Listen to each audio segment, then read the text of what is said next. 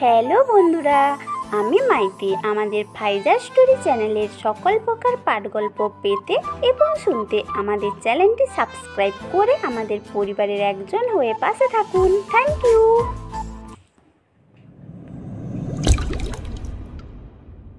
বৃষ্টি, মায়া আর হিমা বসে আছে ক্যান্টিনে। তাদের মাঝে মাহিমকে নিয়ে কথা হচ্ছে।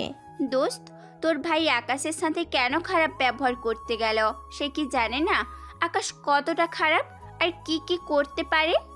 হয়তো জানে, এই জন্য তুই তুই করে কথা বলেছে। আরে বৃষ্টি, মাইম ভাইয়াকে তুই চিনিস না? সে অনেক রাগী, কি করতে কি করবে বলাই যাচ্ছে না। হিমার কথা শুনে আর কিছু বলতে যাবে এমন সময় মায়া সবাইকে চুপ করিয়ে দিল, কারণ মাহিম তাদের দিকেই আসছে। কিছু সময় পর মাহিম সেখানে চলে আসলো আর তাদের টেবিলে বসলো। আরেকজন ছেলেকে ডেকে ঠান্ডা কিছু আনতে বলল।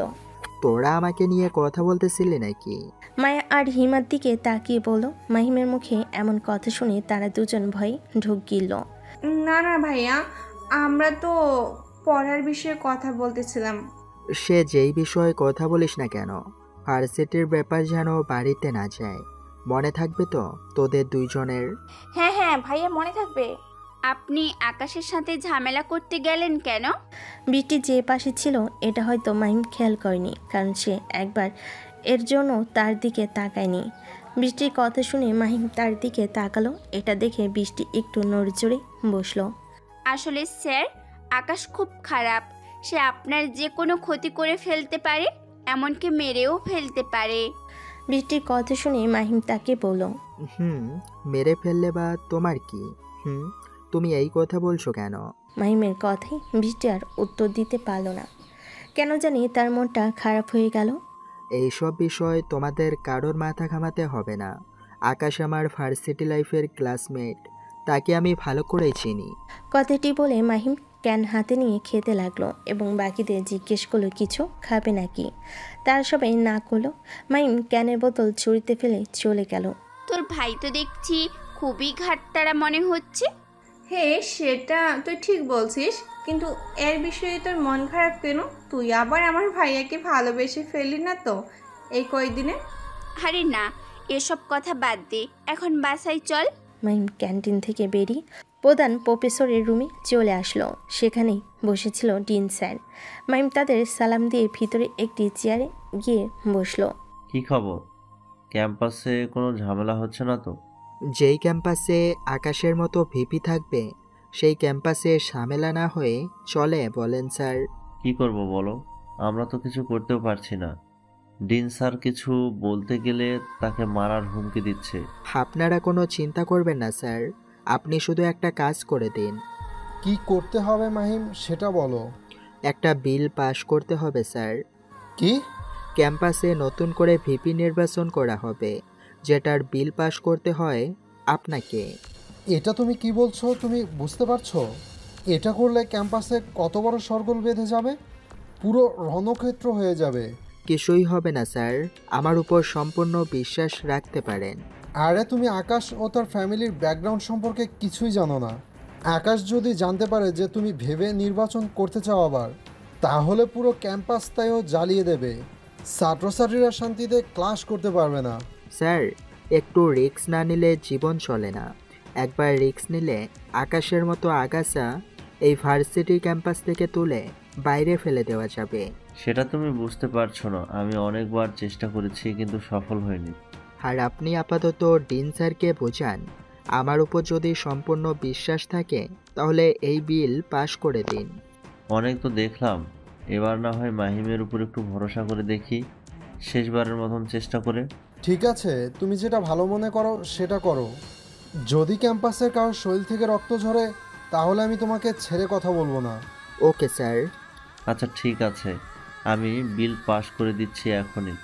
মাহিম ভার্সিটির ক্যাম্পাস থেকে বাড়ির দিকে রওনা দিল। তারপর প্রধান প্রফেসরের একটি দরখাস্ত লিখল এবং পিয়নকে দিয়ে সেটা পুরো ক্যাম্পাসে ছড়িয়ে দিতে বলল। কিছু সময়ের মাঝে পুরো ভার্সিটির ক্যাম্পাসের খবরটি ছড়িয়ে পড়ল। আকাশদের কানে যেতেও বেশি দেরি হয়নি। আকাশ খবরটি পাওয়া মাত্রই নিজেদের দলবল নিয়ে প্রধান প্রফেসরের রুমের দিকে যেতে লাগলো। পিয়নকে ঘাড়া ধাক্কা দিয়ে সরিয়ে দিয়ে দলবল নিয়ে ভিতরে প্রবেশ করলো। রুমের ভিতরে গিয়ে টেবিলের উপর উঠে বসলো দুজনের সামনে। এটা আমি কি শুনছি? হ্যাঁ, তোর এত বড় সাহস হলো কি করে ভার্সিটিতে ভেবে আবার নির্বাচন করার? আকাশ, এ কেমন অভদ্রতা! টেবিল থেকে নিচে নেমে কথা বলো। রাখ তোর অভদ্রতা।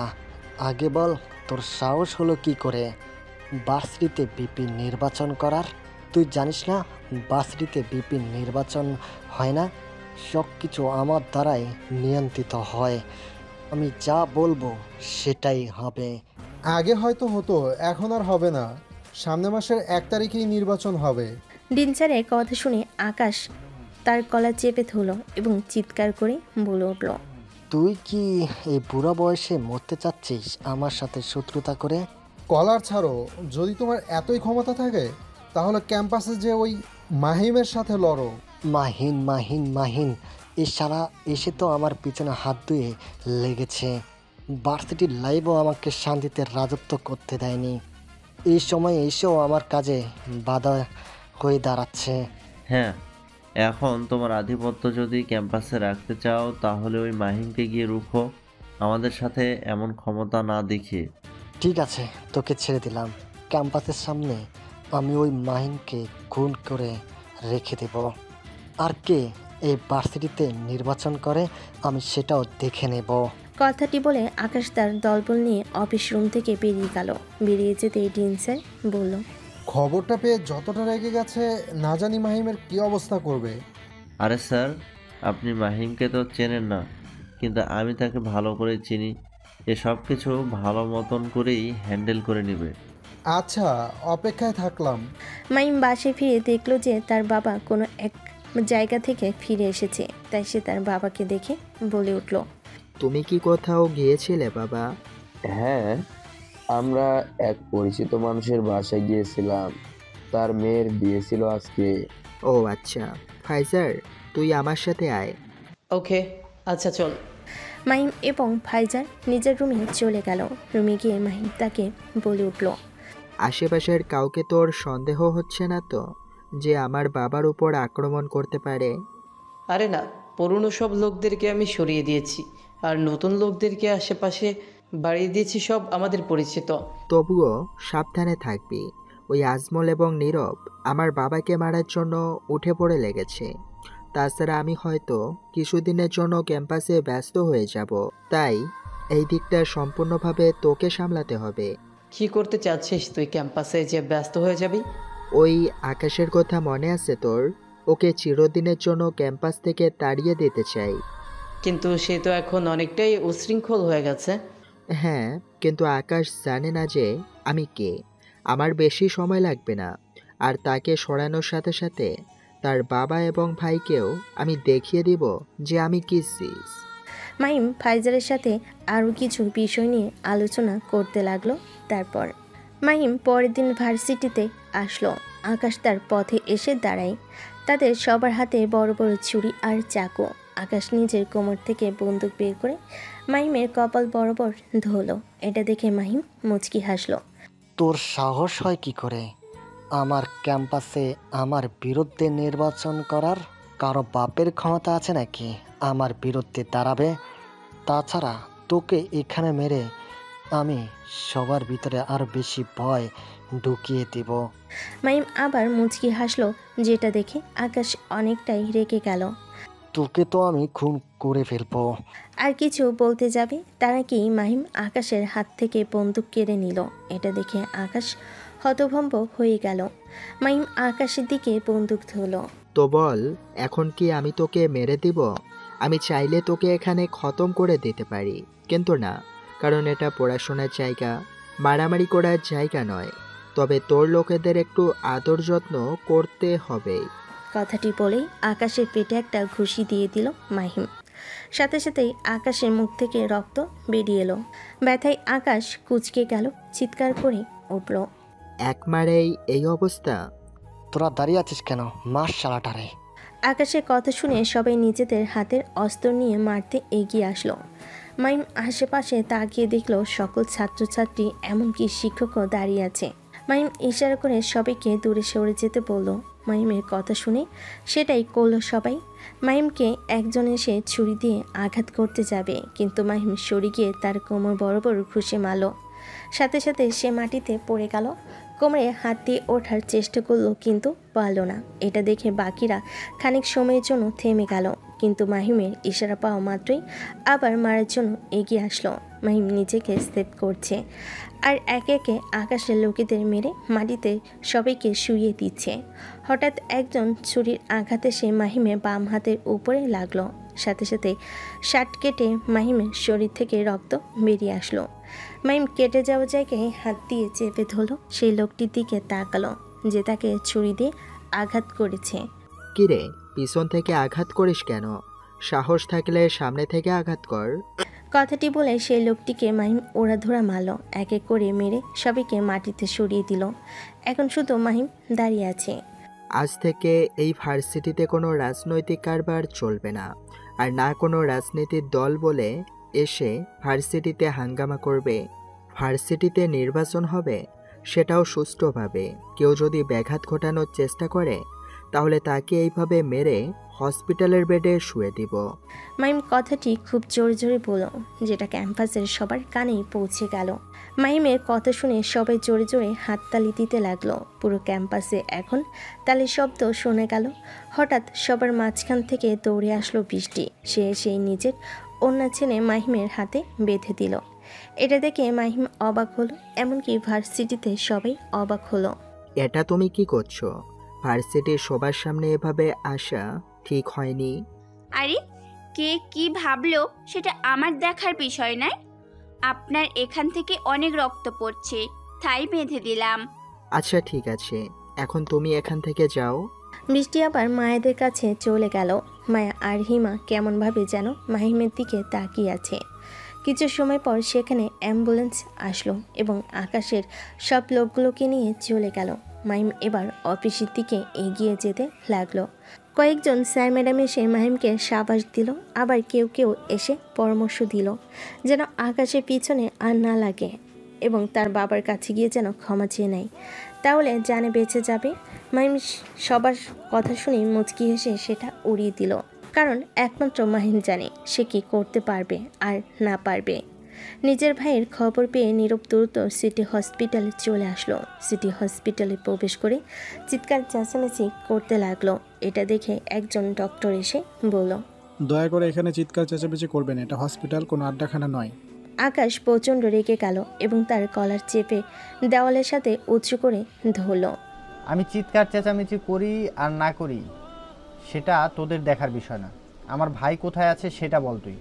গলায় চাপ লাগার কারণে ঠিকমতো কথা বলতে পারছে না ডক্টর। খুব খুব করে উঠল। নীরবের একজন লোক এসে নীরবকে সরিয়ে নিল, হাঁপ ছেড়ে বাঁচল। কে আপনার ভাই? আকাশ, একটু আগে অনেকগুলো ছেলেকে হসপিটালে নিয়ে আসা হয়েছে, তাদের মধ্যে একজন।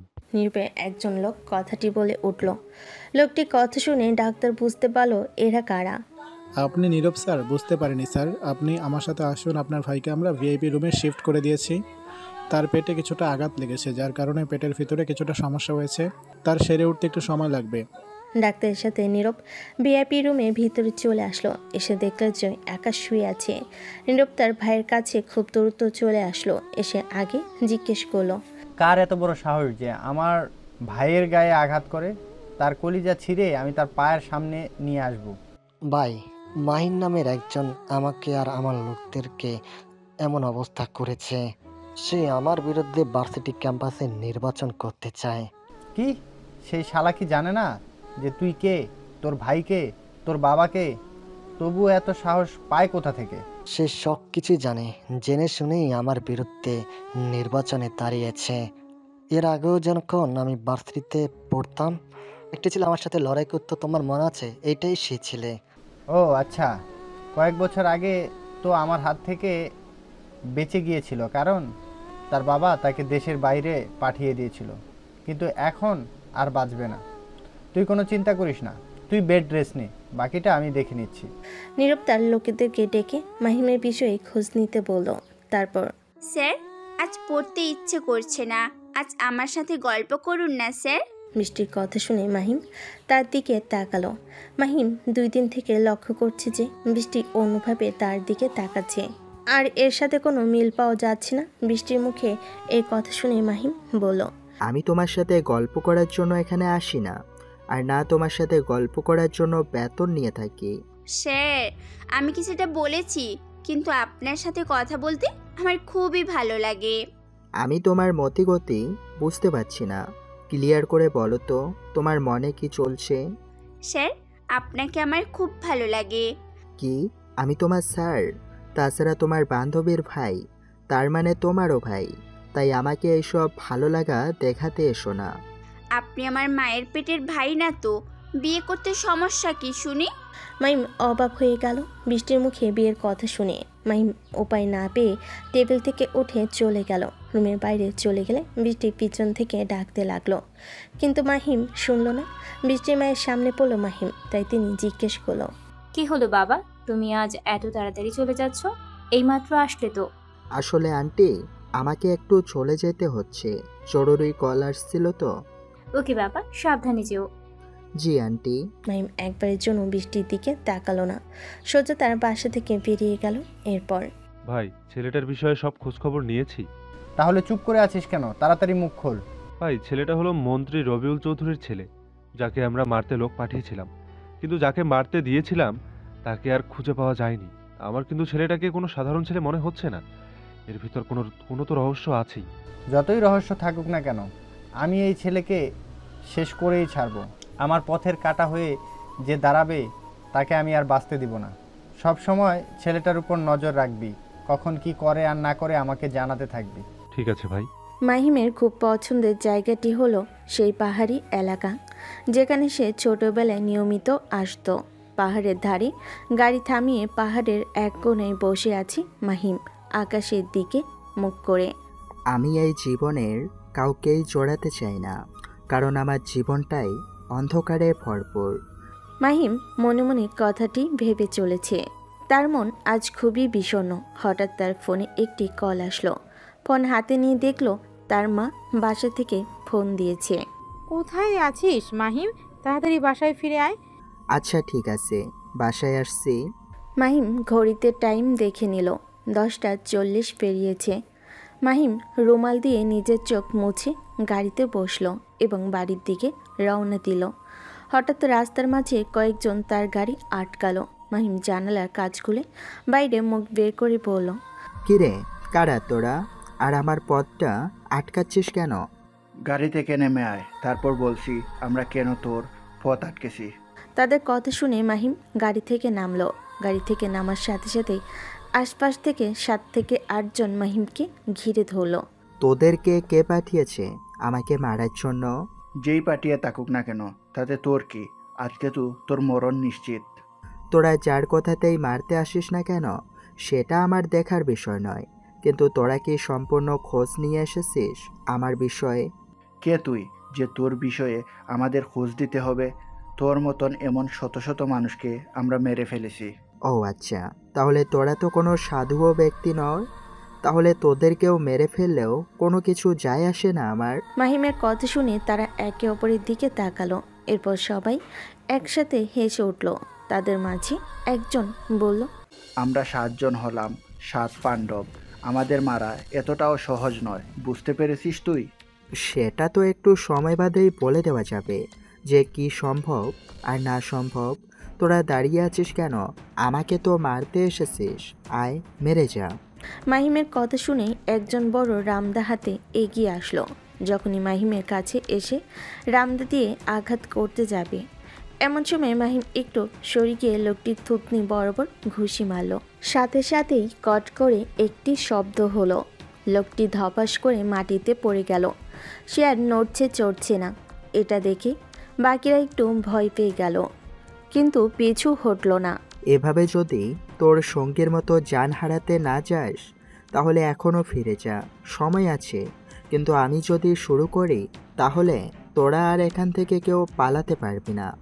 একজনকে মেরে নিজেকে খুব হিরো মনে করেছিস? এই, তোরা দাঁড়িয়ে আছিস কেন? সব একসাথে অ্যাটাক কর, দেখি শালা কিভাবে আমাদের হাত থেকে বাঁচে। 6 জন একসাথে তেড়ে আসলো, কিন্তু মাহিমের কাছে আসার আগেই তারা পাঁচজন ধপধপ করে মাটিতে পড়ে গেল। যে একজন বেঁচে ছিল সে শুধু দাঁড়িয়ে গেল এবং তার সঙ্গীদের দেখতে লাগলো।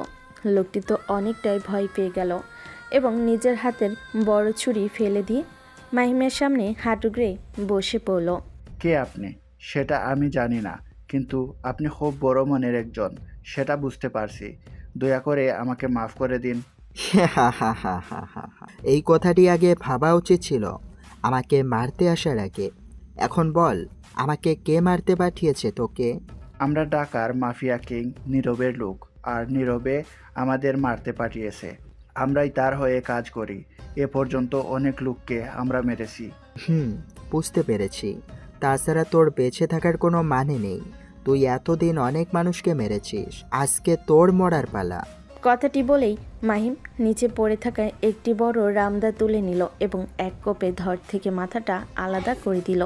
কিছু রক্ত মাহিমের শরীরে এসে ছিটকে লাগলো। মাহিম নিজের ব্লেজার খুলে সেখানে ফেলে দিল, তারপর গাড়িতে করে রওনা দিল। বৃষ্টি মায়ের সাথে কথা বলছে। বৃষ্টি অনেক সময় ধরে চেষ্টা করছে মাহিমের কথা জিজ্ঞেস করার জন্য, কিন্তু সে কোনোভাবেই সেই কথাটি জিজ্ঞেস করতে পারছে না। কিরে, আমার ভাইয়াকে কি তোর মনের কথা বলছস? মায়ের এমন কথা শুনে বৃষ্টি তো অবাক হয়ে গেল। আর মনের কথা বলতে আমি আবার তোর ভাইকে কি মনের কথা বলবো? আমি তোর বেস্টু, তাই আমার কাছে কিছু লুকাতে হবে না। আমি সবটা জানি যে তুই আমার ভাইয়াকে মনে মনে পছন্দ করে ফেলছিস। তুই যখন ধরেই ফেলেছিস তাহলে লুকিয়ে কি লাভ বল? আর তোর ভাইকে আমি মনের কথা বলেছিলাম, কিন্তু আমাকে না পড়িয়ে সে অনেক আগেই চলে গেছে। তোর ভাই কি বাসায় গেছে? না, ভাইয়া তো এখনো বাসায় আসেনি। আমার না খুব ভয় হচ্ছে রে। তোর ভাই যদি আমাকে আর পড়াতে না আসে তাহলে প্রত্যেক দিন কিভাবে দেখব?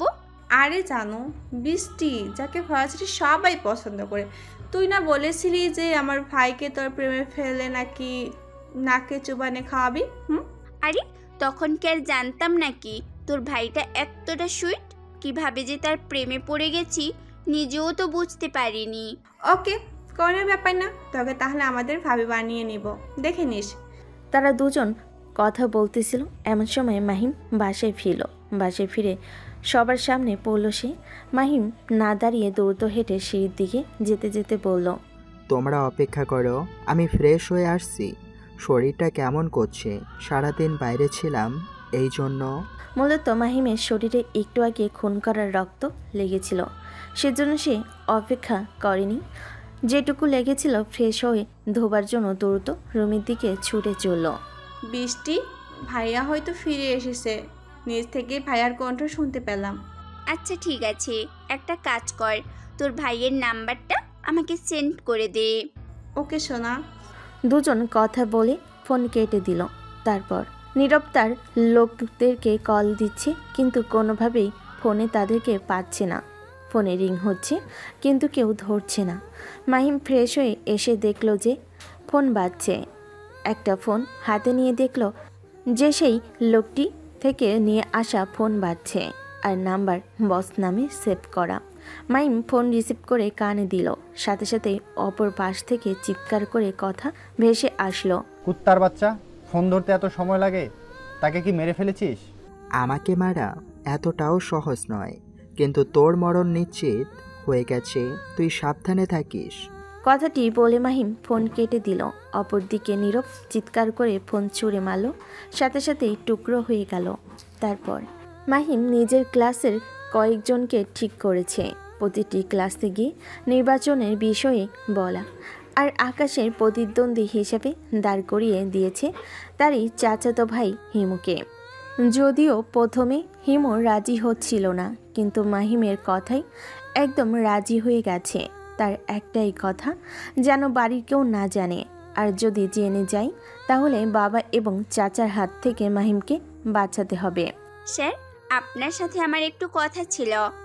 তোমার সাথে আমার আর কোনো কথা নেই, তোমার ভাইকে বলে দিব আমি আর পড়াতে যাব না। কেন স্যার, আমি কি অন্যায় করেছি? কি অন্যায় করনি সেটা বলো। স্যার, ভালোবাসা কি অন্যায়? এটা যদি অন্যায় হতো তাহলে পৃথিবীতে এত ভালোবাসা থাকতো না। ভালোবাসাটা অন্যায় নয়, কিন্তু আমাকে ভালোবাসা সেটা অন্যায়। আর আমি চাই না আমার জীবনে ভালোবাসা আসুক, তাই আমি তোমাকে আর পড়াতে যেতে পারবো না। কেন স্যার? এর আগে কি আপনি ছ্যাঁকা খেয়েছিলেন? ছ্যাঁকা খেলেও সমস্যা নেই, আমি সেই দুঃখ ভুলিয়ে দিব। এবার তুমি কিন্তু একটু বেশি কথা বলছো। আমি চাই না তোমার সাথে খারাপ ব্যবহার করতে, তাই এখান থেকে চলে যাও। কিন্তু আমি সত্যি আপনাকে খুব ভালোবেসে ফেলেছি স্যার। মাহিম দেখলো বৃষ্টি এখান থেকে যাবে না, তাই মাহিম পাশ কাটিয়ে সেখান থেকে চলে গেল। এদিকে বৃষ্টি নিজে বিড়বিড় করতে করতে বলল, আমাকে যতই পাশ কাটিয়ে যান না কেন স্যার, আপনাকে তো আমাকে ভালোবাসতেই হবে। এমনিতে যদি না পাই তাহলে জোর করে আপনাকে নিজে করে নিব। কথাটি বিড়বিড় করে বলতে বলতে বৃষ্টি মাহিমের পিছনে পিছনে যেতে লাগলো। অন্যদিকে আকাশ নিজের রুমে বসে আছে। এমন সময় তার এক বিশ্বস্ত লোক আসলো। ভাই, আপনি কি কিছু শুনেছেন? আবার কিসের কথা বলছিস? ক্যাম্পাসে আবার নতুন কিছু হলো নাকি? হয়েছে মানে? আপনি ক্যাম্পাসে গিয়ে সবাইকে থ্রেট দিয়ে আসলেন যে আপনার বিরুদ্ধে কেউ ভোটে দাঁড়ালে তাকে আপনি মেরে ফেলবেন। হ্যাঁ, সে তো অনেক আগে দিয়ে এসেছি। এমন আমার মনে হয় না কেউ সাহস করে আমার বিরুদ্ধে দাঁড়াবে। কিন্তু ভাই, একজন তো দাঁড়িয়েছে আপনার বিরুদ্ধে। আর লোকের মুখে এমন কথা শুনে আকাশ তো অবাক হয়ে গেল এবং রেগে সাথে সাথে চেয়ার থেকে উঠে দাঁড়ালো। কি, কার এত বড় সাহস আমার বিরুদ্ধে ভোটে দাঁড়িয়েছে? তার কত বড় কলিজা আমিও দেখতে চাই। আপনার বিরুদ্ধে আর কেউ নয়, বরং মাহিম চৌধুরীর চাচাতো ভাই হিমু চৌধুরী দাঁড়িয়েছে। কেউ যখন রাজি হচ্ছিল না তখন মাহিম তাকে দাঁড় করিয়ে দিয়েছে। ও আচ্ছা, তাহলে সে ছেলেটিকে মেরে ফেলার ব্যবস্থা কর। হয়তো তার জানের মায়া নেই। আচ্ছা ঠিক আছে। অন্যদিকে আজ অনেক দিন পর প্রধানমন্ত্রী রাকিব এবং রাষ্ট্রপতি আকরাম পার্সোনালভাবে নিজেদের মধ্যে দেখা করেছে। ভাই কি করা যায় বলো তো? ওপর থেকে তো খুব চাপ দিচ্ছে, কিন্তু এই দিকে তো রবিউল চৌধুরীকে কিছুই করতে পারছি না আমরা। তাকে তো অনেকভাবে মারার চেষ্টা করলো, নীরব কিন্তু পারছে না। আমিও তো সেটাই বুঝতে পারছি না। আমি ভাবছি ওই নীরবকে বাদ দিয়ে অন্য কাউকে হায়ার করব। কিন্তু নীরবকে ছাড়া আর কাউকে বিশ্বাসযোগ্য পাওয়া যাবে? আছে। কে সে? তার নাম বল। নিলয় দা কিলার মস্তান। সে এমন একজন কিলার, আজ পর্যন্ত যাকে মারার কন্ট্রাক্ট নিয়েছে তাকে না মেরে থামিনি। সে যাত্রার কন্ট্রাক্ট নেয় না। তাই নাকি? সে কি সত্যি পারবে? যদি পারে তাহলে আমি টাকা তার পেছনে ব্যয় করতে রাজি আছি, কিন্তু যদি না পারে তাহলে আমি তার পেছনে টাকা ব্যয় করতে পারবো না। আরে টাকা তুই একলা দিবি কেন? আমি আছি না, চিন্তা করিস না। তবে এই কিলারকে নিয়ে আসতে হবে। আচ্ছা ঠিক আছে, তাই করো। 2-1 দিনের ভিতরে তাকে বাংলাদেশে আসতে বলো। তাছাড়া 1 সপ্তাহ পর তো ঢাকার বাইরে আমাদের সবাইকে যেতে হবে। তখন রবিউল চৌধুরীর আসবে, সেই সুযোগ না হয় তাকে মেরে ফেলা যাবে। না, তার আগে আমাদের মারতে হবে।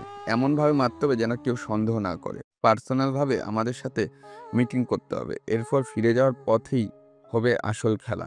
তারা নিজেদের ভিতরে কথা বলতে লাগলো। অন্যদিকে নীরব রবিউল চৌধুরীকে মারা বাদ দিয়ে এখন মাহিমের পিছনে পড়ে যায়, কারণ সে তার ভাইকে আঘাত করেছে। এই জন্য নীরবের সামনে দাঁড়িয়ে আছে তার দলের কয়েকজন লোক পাঠিয়ে তো ওই শালা মাহিরকে মারতে পারলাম না, কিন্তু তাকে অন্য কায়দায় মারতে হবে। কিভাবে মারবেন বস? আমরা যত মানুষকে পাঠিয়েছি সবার লাশ পৌঁছেছে আমাদের কাছে। আমি বুঝতে পারছি যে ওই মাহির কোনো সাধারণ মানুষ নয়। তার ভেতরে এমন কোনো রহস্য তো লুকিয়ে আছে যেটা আমাদের চোখে পড়ছে না। নীরব কিছু সময় চুপ থেকে আবার বলতে লাগলো, তোরা একটা কাজ কর, সবসময় তার পিছন লেগে থাক। আর এটা বলে নীরব সবাইকে এক এক করে প্ল্যান বুঝিয়ে দিতে লাগলো যে কিভাবে কি করতে হবে। তারপর, তোর সাহস হলো কি করে আমাদের ভাইয়ের বিরুদ্ধে নির্বাচনে দাঁড়ানোর? তোমরা এখানে? হিমু তোতলাতে তোতলাতে জিজ্ঞেস করলো। হিমুর এমন কথা শুনে সবাই হাসতে লাগলো। ক্যাম্পাসে সবাই হিমুর দিকে তাকিয়ে রয়েছে। হিমুর গার্লফ্রেন্ড ভয়ে হিমুর পিছনে লুকিয়ে পড়ল, তুমি এখান থেকে পালিয়ে যাও, তুমি এর সাথে পারবে না। মেয়েটি আসতে বলল কথাগুলো আকাশের লোকেদের কানে ঠিকই পৌঁছে গেছে। তাই একজন হেসে বলল, আরে সুন্দরী, এখান থেকে সে পালাতে পারবে না। আজকে যদি এখান থেকে সে যায় তাহলে তার লাশটা এখান থেকে যাবে।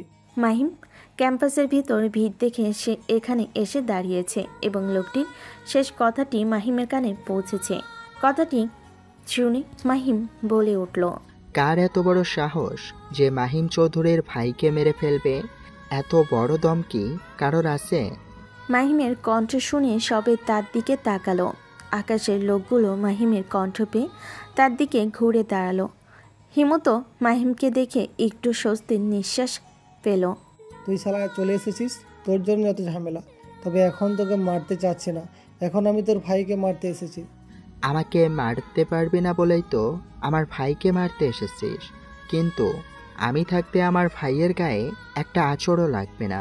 তাছাড়া এখান থেকে যদি কারোর লাশ গিয়ে থাকে তাহলে তোদের লাশ যাবে। কথাটি বলে মাহিম তাদের দেখে এগিয়ে আসতে লাগলো। তারা তো সবাই কিছুটা ভয় পেতে লাগলো, কারণ তারা একটু হলেও বুঝতে পেরেছে যে মাহিমের সাথে তারা পারবে না। তোরা এখান থেকে পালাবি নাকি আমার হাতে ধোলাই খাবি? যদি এখান থেকে পালাস তাহলে বেঁচে যাবি, আর যদি আমার হাতে মার খেতে চাস তাহলে 1 মাস তোদের হসপিটালের বেডে শুয়ে থাকতে হবে। এখন দেখ, ডিসিশন তোদের, কাজ আমার। মাহিমের কথা শুনে সবাই আকাশের লোকগুলো একে অপরের দিকে তাকালো, তারপর সেখান থেকে দৌড়ে পালিয়ে চলে গেল।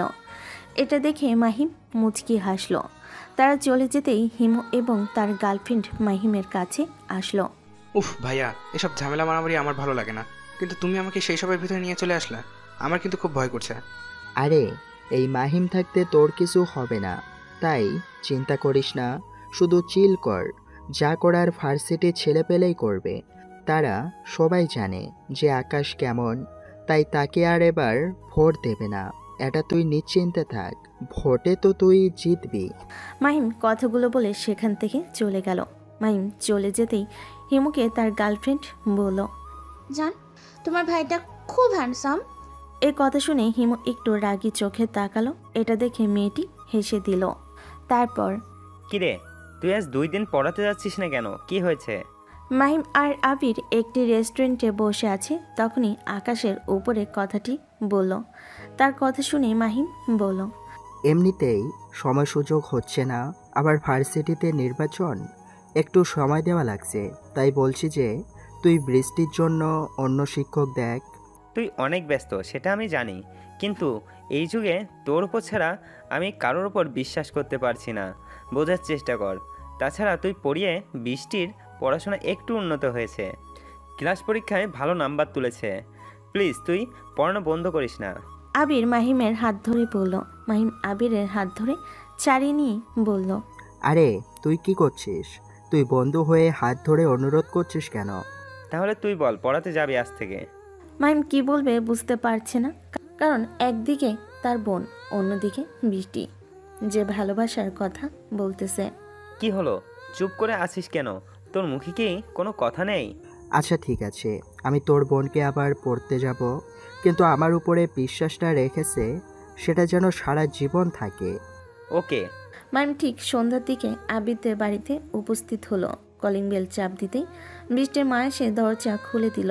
তিনি মাহিমকে দেখে বলে উঠলেন, কি হলো বাবা, আজ 2 দিন তুমি পড়াতে আসোনি যে? আসলে আন্টি আমি একটু ব্যস্ত ছিলাম, সেই জন্য আসতে পারিনি। ওকে, কোনো সমস্যা নেই, ভিতরে আসো তুমি। বৃষ্টি নিজের রুমে বসেছিল, কিন্তু বাইরে মাহিমের কণ্ঠস্বর পেয়ে দ্রুত দরজার কাছে এসে দাঁড়ালো এবং নিস্তলেই দেখতে পেল। এটা দেখে তার মুখে হাসি ফুটে উঠল, আবার রুমের ভিতরে প্রবেশ করলো। বৃষ্টি তো রুমে আছে, তাহলে আমি পড়াতে যেতে পারতাম। দেখো সে রুমের ভিতরেই আছে। মাহিম দুতলায় বৃষ্টির রুমের সামনে চলে আসলো, এরপর দরজায় টোকা দিল। কে? আমি তোমার স্যার। আসতে পারেন স্যার। বৃষ্টির অনুমতি পেয়ে মাহিম ভিতরে প্রবেশ করলো। প্রবেশ করেই দেখতে পেল যে বৃষ্টি একটা হলুদ কালারের 3 পিস পরে আছে। দেখতে তাকে অসম্ভব সুন্দর লাগছে।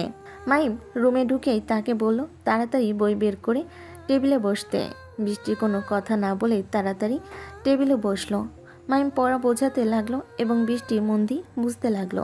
বৃষ্টি খেয়াল করলো কপালে এখনও কাঁটা দাগ রয়ে গেছে মাহিমের।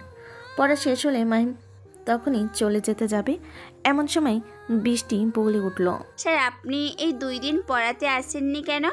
এটা তোমার থেকে আর বেশি ভালো কেই বা জানে। স্যার ভালোবাসি বলে এটাই কি আমার বড় অন্যায় নাকি অন্য কিছু? ভালোবাসা এটাই অন্যায়। আমি তোমাকে ভালোবাসতে পারবো না। এটা বলে চলে যেতে লাগলো। বৃষ্টি মাহিমের পথ আটকে ধরলো এবং বলল, কেন আমাকে ভালোবাসতে পারবেন না? আমি আপনার ছাত্রী, এই জন্য? তোমার কোনো প্রশ্নের উত্তর দিতে আমি বাধ্য নই। তুমি আমার রাস্তা ছাড়ো, না হলে আমি তো জোর করে এখান থেকে চলে যাব। আর যদি এখান থেকে জোর করে যাই, তাহলে মনে করো এই বাড়ির দিকে আমি আর ঘুরে আসবো না কোনো দিন। বৃষ্টির চোখ দুটো ছলছল করে উঠল। হ্যাঁ, মাহিমের রাস্তা ছেড়ে দিল। মাহিম বৃষ্টির চোখের দিকে না থেকে রুম থেকে বেরিয়ে আসলো আর যেন হাঁপ ছেড়ে বাঁচলো। আবিরের বাবা মার থেকে বিদায় নিয়ে মাহিম সেই বাসা থেকে বেরিয়ে গেল। তারপর, ভাইয়া বলছিলাম কি, চলো না গতকাল লেকের পাড়ে থেকে ঘুরে আসি। কোন লেকের পাড়ের কথা বলছিস? আরে ভাইয়া, ওই যে উত্তর দিকের রমনা নামের একটা লেকের কাছে যাওয়ার কথা বলছি। ওই জায়গাটা তো খুবই নিরিবিলি, মানুষজন যায় না বললেই চলে। তুই আবার সেখানে যেতে চাচ্ছিস কেন? মাহিমের কথা শুনে হিমু কি বলবে বুঝতে পারল না, তাই সে মাথা চুলকাতে লাগলো। এটা দেখে মায়া বলে উঠল, আরে ভাইয়া চলো না, ওখানে অনেক দিন থেকে যাই না। আব্বু আমাদেরকে একা যেতেই দেয় না। তুমি যদি আমাদের নিয়ে যাও তাহলে কেউ আর কোনো প্রশ্নই করবে না। প্লিজ ভাইয়া, আমাদের কার নিয়ে চলো। আচ্ছা ঠিক আছে, তোদেরকে আমি নিয়ে যেতে পারি, কিন্তু শুধু তোরা তিনজনের বাইরে আর কাউকে বলবি না, এমনকি তোদের বন্ধুদের কেউ নয়। কেন ভাইয়া, আমার বেস্ট বৃষ্টি কি বললে সমস্যা কোথায়? ওই যে বললাম, তোদের যদি যাওয়ার ইচ্ছা থাকে তাহলে একলা যাবি, অন্য কাউকে সাথে নিলে আমি কাউকেই নিয়ে যাব না। আচ্ছা ঠিক আছে। মায়া মন বেজার করে বলে উঠল, এবার তোরা আমার রুম থেকে যেতে পারিস। মাহিমের কথা শুনে তারা তিনজন রুম থেকে বেরিয়ে গেল। রুমের বাইরে গিয়ে হিমু মায়াকে বলতে লাগলো, ভেবেছিলাম সবাই মিলে ঘোরাঘুরি করব, সাথে আমার গার্লফ্রেন্ডকেও নিব, কিন্তু ভাইয়ের জন্য আর হলো না। হুর, সবসময় শুধু গার্লফ্রেন্ড গার্লফ্রেন্ড করে। অন্যের বউকে নিজের গার্লফ্রেন্ড লজ্জা করে না? অন্যের বউ কেন হবে? সে একদম আমার বউ হবে, বুঝতে পারছিস তোরা? দুজন ঝেটকি মেরে হিমুর সামনে থেকে চলে গেল। হিমু বেকল হয়ে দাঁড়িয়ে রইল। তারপর, ভাইয়া তুমি আর কত সময় নেবে ওই শালা মাহিনকে তার হিমুকে মারার জন্য? আর 15 দিন পর নির্বাচন, দেখতে দেখতে সময় চলে যাচ্ছে, কিন্তু তাদেরকে মারার কোনো কিছুই আমি দেখছি না। আকাশ তার বড় ভাই নীরবের সামনে এসে কথাটি বলে উঠল। নীরব সোফার উপর বসেছিল, এমন সময় আকাশ কথাটি বলল। নীরব আকাশকে তার পাশে বসতে বলল, বাবা সব সময় বলে মাথা গরম করা উচিত নয়, তাই আমাদের ঠান্ডা মাথায় কাজ করতে হবে। এখন আমরা যদি সামনাসামনি গিয়ে হাঙ্গামা করি তাহলে দোষটা আমাদের উপরেই যাবে। আমার উপরে দোষ দিলে আইনের কি কোনো ক্ষমতা আছে যে আমাদেরকে জেলের ভিতরে ঢুকিয়ে দেওয়া? ক্ষমতা নেই, কিন্তু ইতিমধ্যে মাহিম অনেক পরিচিতি লাভ করেছে ভার্সিটির ভিতরে। তাছাড়া দেখলি না, ছেলেমেয়েরা তার পাশে দাঁড়িয়েছে ভোটের জন্য। এই জন্যই তাকে যদি আমরা সামনাসামনি মেরে ফেলি তাহলে আমাদের বিরুদ্ধে রুখে দাঁড়াতে পারে। এই জন্য আমাদেরকে ঠান্ডা মাথায় কাজ করতে হবে। তাহলে আমাকে কি করতে হবে? তাড়াতাড়ি আমাকে বুদ্ধি দাও, আমি আর ওই শালাকে সহ্য করতে পারছি না। এই বিষয় নিয়ে তোকে কোনো চিন্তা করতে হবে না। মাহিমকে মারার জন্য আমি অলরেডি লোক ঠিক করে রেখেছি, সুযোগ মতো পেলেই তাকে মেরে ফেলবে। আর মাহিম বা হিমু দুইজনের যদি মারা যায় তাহলে তুই নির্বাচনে বিনা প্রতিদ্বন্দ্বিতায় জিতে যাবি। ঠিক আছে, আমি তোমার উপর ভরসা করে চুপ করে থাকছি, কিন্তু এমপি পদ যদি আমার হাত থেকে বেরিয়ে যায় তাহলে আমি ওই মাহিনকে ছাড়বো না। যেভাবে হোক আমি ওকে খুন করে ফেলবো। আচ্ছা আচ্ছা, এটা পরে দেখা যাবে। এখন তুই মদের গ্লাসটা আর বোতলটা নিয়ে আয়, দুই ভাই একসাথে ড্রিঙ্কস করি। আচ্ছা। আকাশ উঠে গিয়ে রুম থেকে দুটি মদের গ্লাস নিয়ে আসলো। তারপর গ্লাসে মদ ঢেলে দুই ভাই পান করতে লাগলো। ওই শালা মাহিম তার বাপ এক রবিউল কতবার মারার চেষ্টা করছি, তবুও শালা মরে না। তাদেরকে মারতে পারো না, তাহলে মরবে কিভাবে? যদি কিং দায়িত্বটা আমাকে দিত তাহলে আমি কবে ওই শালা রবিউল চৌধুরীকে মেরে ফেলতাম। আহা, কেউ মরবে চিন্তা করিস না, আগে মাহিমকে পথ থেকে সরিয়ে দেই, তারপর তার বাপকে মেরে ফেলবো। এটা বলে দুই ভাই একের পর এক গ্লাস মদ খেতে লাগলো। তারপর ক্লাস শেষে সবাই মাহিমের সামনে এসে দাঁড়ালো। মাহিম মাঠের এক পাশে দাঁড়িয়েছিল। সবাই আসলে মাহিম বলতে লাগলো, আর 2 সপ্তাহ পর নির্বাচন, তোমরা সবাই স্বাধীনভাবে করবে এবং সব কিছু সাবধানে করবেন। কোনো ঝামেলায় জড়াবে না তোমরা। মাহিমের কথা শুনে একজন বলে উঠল, স্যার আমরা ঝামেলা করতে না চাইলেও আকাশের লোক নিশ্চয়ই ঝামেলা করতে চাইবে। এটা নিয়ে তোমাদের চিন্তা করতে হবে না, এই দিকটা আমি দেখে নিব। ওকে, ঝামেলার দিকটা যদি আপনি দেখে নিন। এজন্যই হিমুকে সবার থেকে ভোট দিবে যদি না আকাশের লোক এসে ঝামেলা করে। ওকে, তোমরা সাবধানে থেকো সবাই, আর কোনো সমস্যা হলেও আমাকে জানাতে ভুলবে না। মাহিম আরও কিছু কথা বলে সেখান থেকে চলে গেল নিজের গাড়ি করে। আসতেই সেখানে উপস্থিত হলো হিমু। তার কিছু সময় পর মায়া, হিমা ও বৃষ্টি আসলো। তারা তিনজন বলল, তোদের আসতে এত সময় লাগে? আসলে ভাইয়া আমরা বৃষ্টিকে রেখে তোর সাথে যেতে পারবো না। মায়ের কথা শুনে মাহিম একবার আর চোখে বৃষ্টির দিকে তাকালো। তাকিয়ে দেখলো যে বৃষ্টি মাহিমের থেকে নিষ্পাপ চোখে তাকিয়ে আছে। কাজল কালো চোখ দুটো যেন এত সুন্দর সেটা বলার বাহিরে। ঠিক আছে, তাহলে তোদের দুজনকে যেতে হবে না, আমি আর হিমুই চলে যাচ্ছি সেখানে। কথাটি বলে মাহিম হিমুকে গাড়িতে উঠে বসতে বলে নিজে গাড়িতে উঠে বসলো। হিমু একবার তাদের দিকে করুণ চোখে তাকিয়ে নিজেও গাড়িতে উঠে বসলো।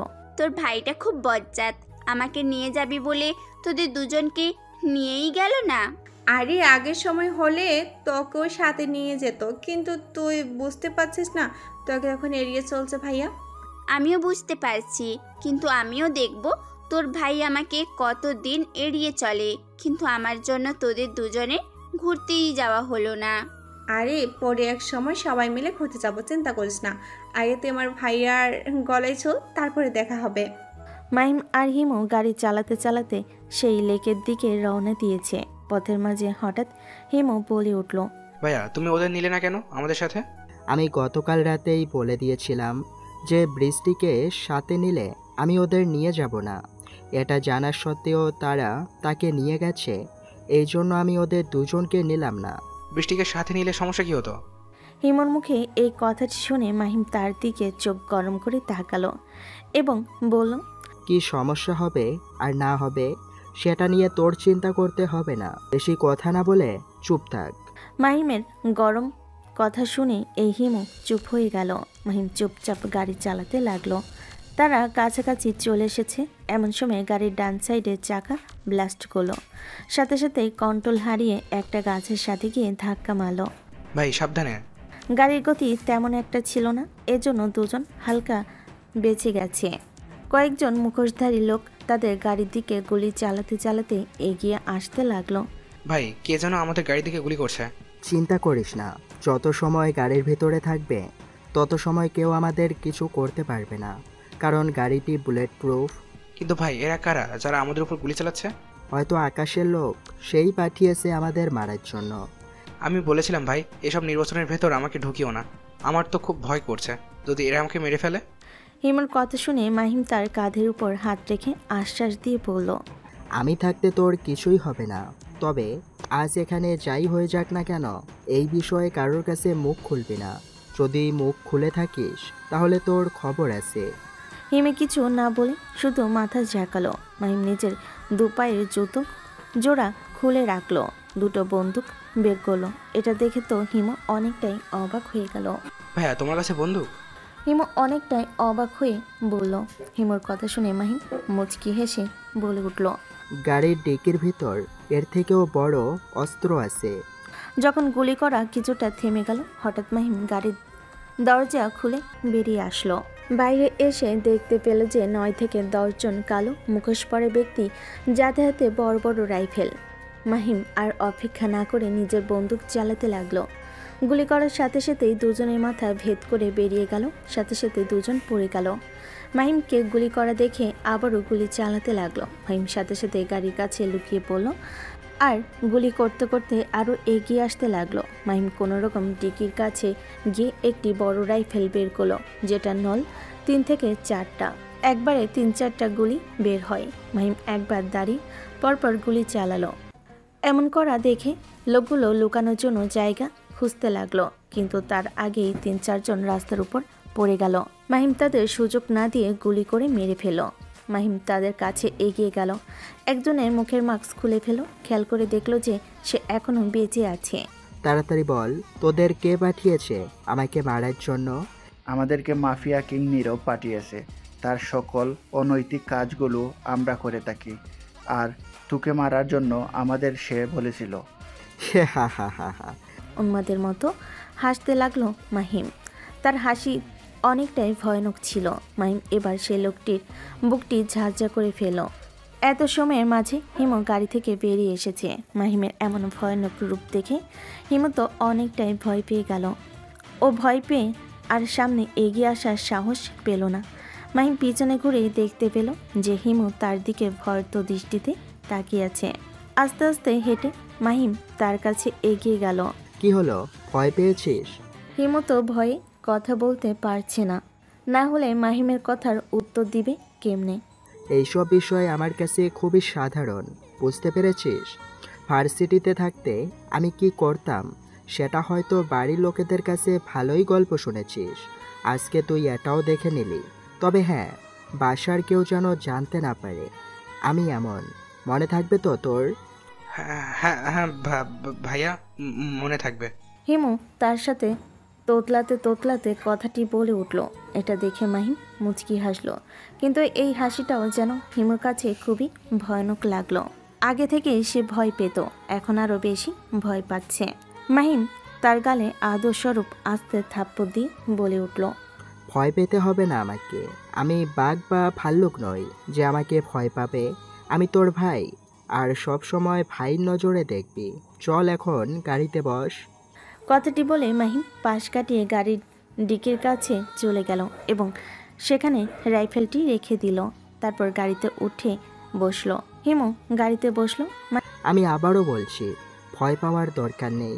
আর এখানে ঘটে যাওয়া ঘটনা যেন তোর মুখ দিয়ে আর কখনো না বের হয়, ঠিক আছে? ঠিক আছে ভাইয়া, কিন্তু আমরা ঘুরতে যাব না এখন। এত কিছু হয়ে যাওয়ার পরেও তোর ঘুরতে যেতে ইচ্ছে করছে? না ভাইয়া, তাড়াতাড়ি এখন বাসায় চলো, আমার ঘোরার স্বাদ একদম মিটে গেছে। মাহিম মুচকি হেসে গাড়িটি স্টার্ট দিল, কিন্তু হঠাৎ হিমু বলে উঠল, আরে ভাইয়া, গাড়ির চাকা তো বাস্ট করেছে, তাহলে আমরা বাড়ি যাব কিভাবে?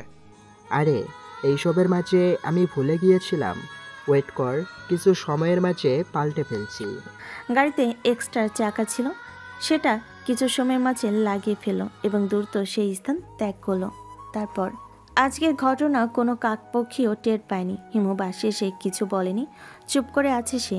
অন্যদিকে নীরব তো তার লোকের খোঁজ পাচ্ছে না। হঠাৎ করে তারা মাহিমকে মারতে গিয়ে গুম হয়ে গেছে। মাহিমকে নর্মালভাবে নিলে চলবে না। ওই শালা আমার এতগুলো লোককে গুম করে দিয়েছে। মদের বারে বসে মদ খেতেছিল আর উপরে কতগুলো বিড়বিড় করতেছিল। তার পাশে দাঁড়িয়ে আছে একজন তারই লোক, আর কিছুটা দূরে ছেলেমেয়েরা এলোমেলোভাবে ডান্স করছে। ঢাকা শহরে এসব অনেক জায়গায় হয়ে থাকে। আবার কেউ কেউ আলাদা করে সময় কাটানোর জন্য একটু ভিতরের রুমের দিকে চলে যাচ্ছে। চারপাশে মিউজিক লাইট জ্বলছে। হঠাৎ বাড়ির ভিতরে একজন মাস্ক পরা ব্যক্তি প্রবেশ করলো। সে এসে নীরবের পাশে বসলো। কাউকে আসতে দেখে তার লোক আটকাতে গিয়েছিল, কিন্তু সেই অপরিচিত লোকটি তার হাত ভেঙে দিয়েছে। ভয়ে পাখিটার এগিয়ে আসার সাহস পায়নি। নীরব সেই মাস্ক পরা লোকটিকে বলতে লাগলো, কে তুই? তোর সাহস হলো কি করে আমার পাশে এসে বসার? আমার সাহস বরাবরই অনেক, তার জন্য তো এখানে এসেছিস। চলে যা এখান থেকে, না হলে মারা পড়বি। মরতে তো আসিনি, মারতে এসেছি আমি। তোকে মারতে এসেছি। তোর বলে অনেক পাওয়ার, তাই সেটা দেখতেই চলে আসলাম। দেখতেই যখন এসেছিস তাহলে আমার পাশে বসেছিস কেন? যা গিয়ে আমার লোকদের সাথে ফাইট কর। ওকে, দেখি তোর লোকগুলো আমার সাথে কত সময় টেকে। কথাটি বলে লোকটি উঠে দাঁড়ালো। তারপর একটু এগিয়ে গেল। আশপাশের সবাই ঘিরে দাঁড়ালো। নীরবের লোক হঠাৎ একজন এগিয়ে আসলো মারার জন্য। যখনই ঘুষি মারতে যাবে এমন সময় লোকটির হাত চেপে ধরলো। আস্তে আস্তে লোকটি হাতে মুস্কান মারতে লাগলো। নীরবের হাত ধরে চিৎকার করতে লাগলো। লোকটি তারপর বুকের পর পা দিয়ে লাথি মারলো। সাথে সাথে সে গিয়ে ডিজের কাছে বসলো। ধপাস করে শব্দ হবার জন্য ডিজে গান বন্ধ করে ফেল। সবার ডান্স অফ হয়ে গেল। এদিকে তাকিয়ে রইল যে এখানে কি হচ্ছে দেখার জন্য। কিরে, তোরা দাঁড়িয়ে আছিস কেন? এসে আমাকে মেরে যা। লোকটির কথা শুনে সবাই মারতে আসলো, কিন্তু লোকটি এক এক করে সবাইকে মেরে ফ্লোরে ফেলে দিতে লাগলো। যারা নাচ ডান্স করতেছিল তারা সবাই ভয়ে রুমের দিকে দৌড় দিল, কারণ এখানে তুফান উঠে গেছে। সবাইকে মারতে মারতে এক পর্যায়ে আর কেউ উঠে দাঁড়ানোর শক্তি পেল না। হঠাৎ নীরব এসে লোকটির মুখে ঘুষি মারল, এতে লোকটি ফ্লোরে পড়ে গেল। মুখ থেকে মাস্ক খুলে গেল। লোকটি হাঁটুকে অন্যদিকে ঘুরে আছে, আর তার মাস্ক কিছুটা দূরে পড়ে আছে। লোকটি খুব দ্রুত মাস্ক তুলে নিয়ে নিজের মুখে পরে নিল আর ঘুরে উঠে দাঁড়ালো। পিছনে থেকে আঘাত করছিস, এবার কত পারিস আয় দেখি। নীরব মাতাল অবস্থায় লোকটিকে মারতে গেল, কিন্তু লোকটি নীরবকে খুব মারল। মারতে মারতে নীরবের অবস্থা খারাপ করে ফেল, নাক মুখ দিয়ে রক্ত বের হতে লাগলো। নেশা অবস্থায় লোকটির কিছু করতে পারছে না। নীরব এখন ব্যথায় কাতরাচ্ছে এবং হাত জোর করে নিজেকে বাঁচানোর চেষ্টা করছে। কে তুই, আর আমাকে এইভাবে মারছিস কেন? নিজের পরিচয়টা তো বল। Rockstar king MK। কি? সে তো কয়েক বছর আগেই হারিয়ে গিয়েছিল, তাহলে আবার ফিরে আসলো কিভাবে? তুই সেই নাকি নকল কেউ? আমি আসল কি নকল সেটা তোর দেখার বিষয় নয়, তোর মৃত্যু আজকে নিশ্চিত।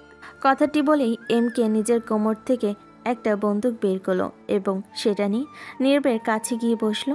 নীরব এর কপালে বন্দুক ঠেকিয়ে MK বলল, খুব শখ না অন্যের উপর অত্যাচার করা, অন্যকে মেরে উপরে পাঠিয়ে দেওয়া?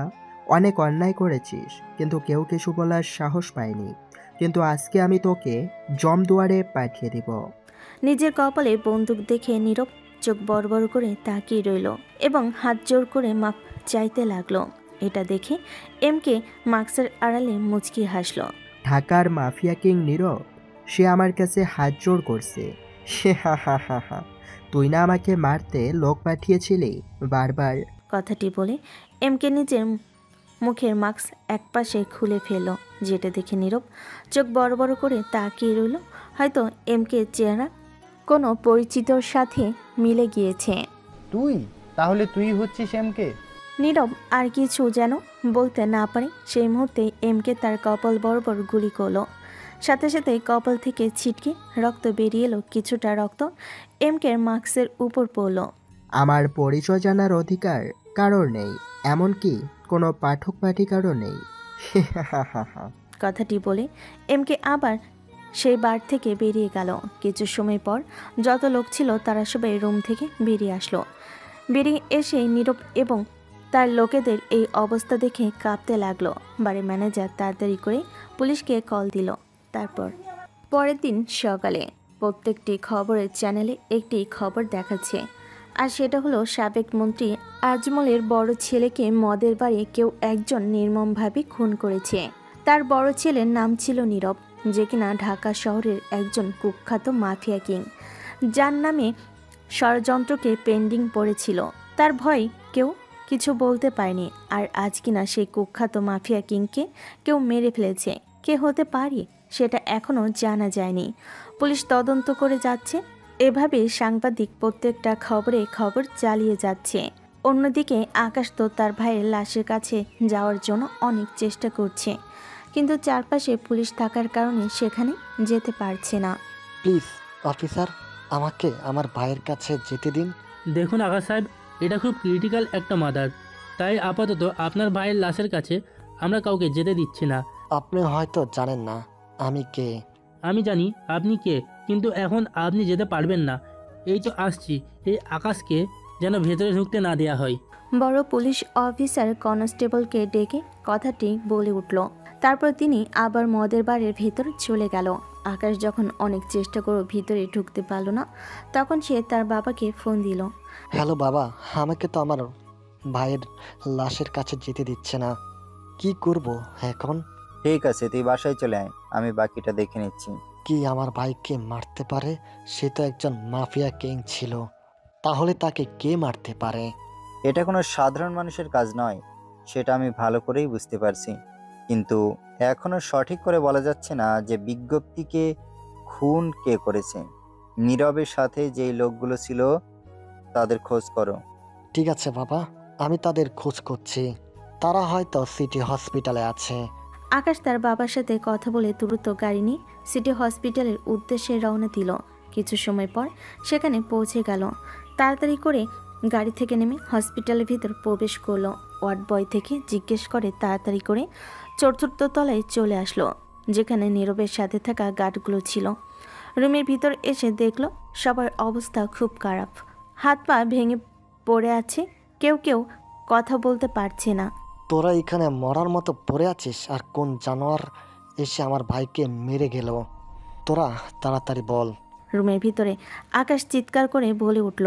আকাশের চিৎকার শুনে নার্স সহ ডাক্তাররা কেঁপে উঠল। ডাক্তার বেরিয়ে আসতে গেলে আকাশ তার গলা চেপে ধরল।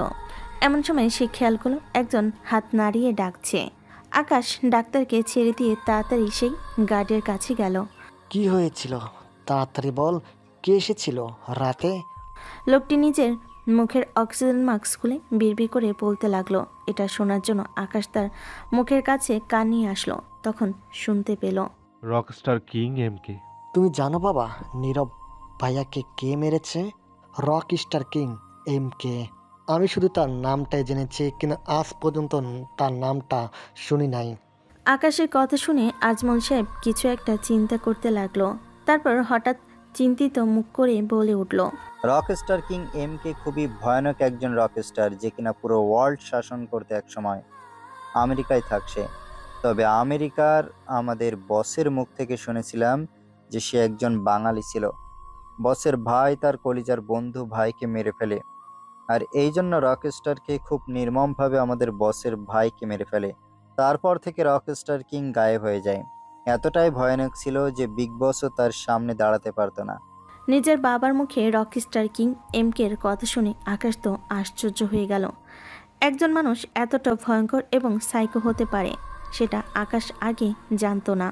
তাহলে বাবা নীরব ভাইয়ের সাথে রক স্টার কিং এর কি শত্রুতা ছিল, যার কারণে আমার ভাইকে মেরে ফেললো? এটা আমি শিওর বলতে পারছি না, কিন্তু এর মাঝে যে একটা কাহিনী আছে সেটা আমি খুব ভালো করেই বুঝতে পারছি। আমরা কি কোনোভাবে রক স্টার কিংকে মারতে পারবো না? রকস্টার কিং এর কাছে আমরা কিছুই নই, তাই এই বিষয়ে বসের সাথে কথা বলতে হবে আমাদের। একমাত্র বিগ বস আমাদের সাহায্য করতে পারবে। তাহলে তাড়াতাড়ি করে তোমার বিগসকে খবর দাও। আমার ভাইকে যে মেরেছে আমি তাকে নির্মমভাবে মারতে চাই। ঠিক আছে, এখন আপাতত নিজেকে শান্ত করো আর নিজের ভার্সিটির নির্বাচনের দিকে ফোকাস করো। তোর ভাই বেঁচে নেই যে তোকে সাহায্য করবে, তাছাড়া আমিও ওর নিজের কাজে ব্যস্ত থাকবো। তবে চিন্তা করিস না, কোনো না কোনোভাবেই তোকেই আবার ভার্সিটির ভিপি বানিয়ে দেব। সেটা মনে হয় না আর হবে। ওই শালা মাহিন এমন একটা জিনিস, তাকে কোনোভাবে সরাতে পারছি না ওই রাস্তা থেকে। খুব তাড়াতাড়ি সরাই দিব, তুই চিন্তা করিস না। এক এক করে পথের কাঁটাগুলো রাস্তা থেকে সরিয়ে দেব। অন্যদিকে মাহিম সন্ধ্যাবেলায় বৃষ্টিকে পড়াতে এসেছে। আজকে বৃষ্টির রুমের ভেতর খুব সুন্দর করে শাড়ি পরেছে, চোখে কাজল নিয়েছে, কপালে একটা কালো টিপ পরেছে, ঠোঁটে হালকা লিপস্টিকও নিয়েছে, মুখে হালকা মেকআপ করেছে। দেখতে কোনো পরীর থেকেও কম লাগছে না।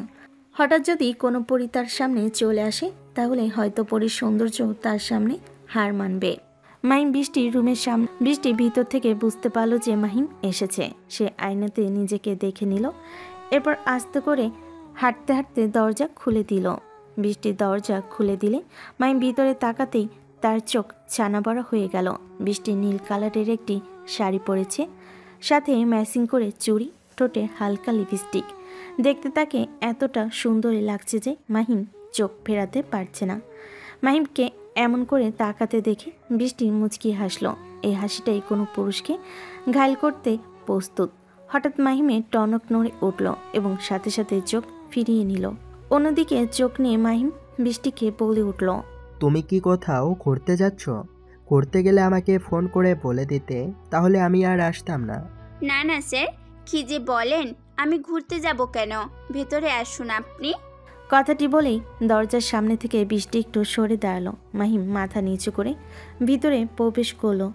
বৃষ্টি আবার দরজা বন্ধ করে দিয়ে হাঁটতে হাঁটতে মাহিমের সামনে এসে বলল, একটা কোন শরীকে বৃষ্টির পেট দেখা যাচ্ছে। এটা দেখে তো মাহিম সাথে সাথে দাঁড়িয়ে গেল। তুমি যখন কোনো জায়গায় বেড়াতে যাচ্ছ না, তাহলে শাড়ি চেঞ্জ করে আসো। কেন স্যার? শাড়িতে কি আমাকে সুন্দর লাগছে না? তোমাকে যেটা বললাম সেটা করো, শাড়ি পাল্টিয়ে এসো। বৃষ্টি বুঝতে পারলো যে মাহিম এটাতে কাবু, তাই সে হঠাৎ এমন একটি কাণ্ড করে বসলো যেটা দেখে মাহিম আরও বেশ অবাক হয়ে গেল। বৃষ্টি নিজের চেয়ার থেকে উঠে এসে মাহিমের কোলের উপর বসে পড়ল এবং গলা জড়িয়ে ধরে বলে উঠল, আমাকে কি সুন্দর লাগছে না স্যার? দেখুন তো কি কমতি আছে আমার ভেতরে যে আপনি আমাকে ভালোবাসতে পারবেন না, বলুন। কথাটি বলতে বৃষ্টির এমন কাণ্ডে মাহিম অনেকটাই রেগে গেল। তারপর তাকে ধাক্কা দিয়ে ঠেলে তুলে দিল। দিন দিন তোমার সাহস অনেকটাই বেড়ে গেছে। আমি বলেছি না আমি তোমাকে ভালোবাসতে পারবো না? কেন বারবার আমার সামনে এসে ভালোবাসি কথাটি বলো? আবিরের রিকোয়েস্ট তোমাকে পড়াতে এসেছিলাম, কিন্তু এখন দেখছি তোমাকে পড়াতে আসা আমার ভুল হয়েছে।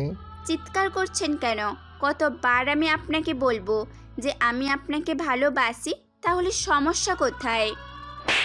আর একবার যদি ওই মুখ দিয়ে ভালোবাসা কথাটা বলেছ, তাহলে আমি ওই মুখ টেনে ছিঁড়ে ফেলবো। তুমি আমার বন্ধুর বোন, তাই আমারও বোন। সো নিজের লিমিটে থাকো, আর এরপর থেকে যেন তোমাকে আমার সামনে না দেখি। চর মারার কারণে বৃষ্টির গালটা লাল হয়ে গেছে, এরপর চোখ দিয়ে পানি গড়িয়ে পড়ছে। এত সময় মাহিমের চিৎকার শুনে বাইরে বৃষ্টির পরিবারের সবাই এসে দাঁড়িয়েছে এবং দরজা ধাক্কা দিচ্ছে। বৃষ্টি মাহিমকে এতটা রাখতে কখনো দেখেনি।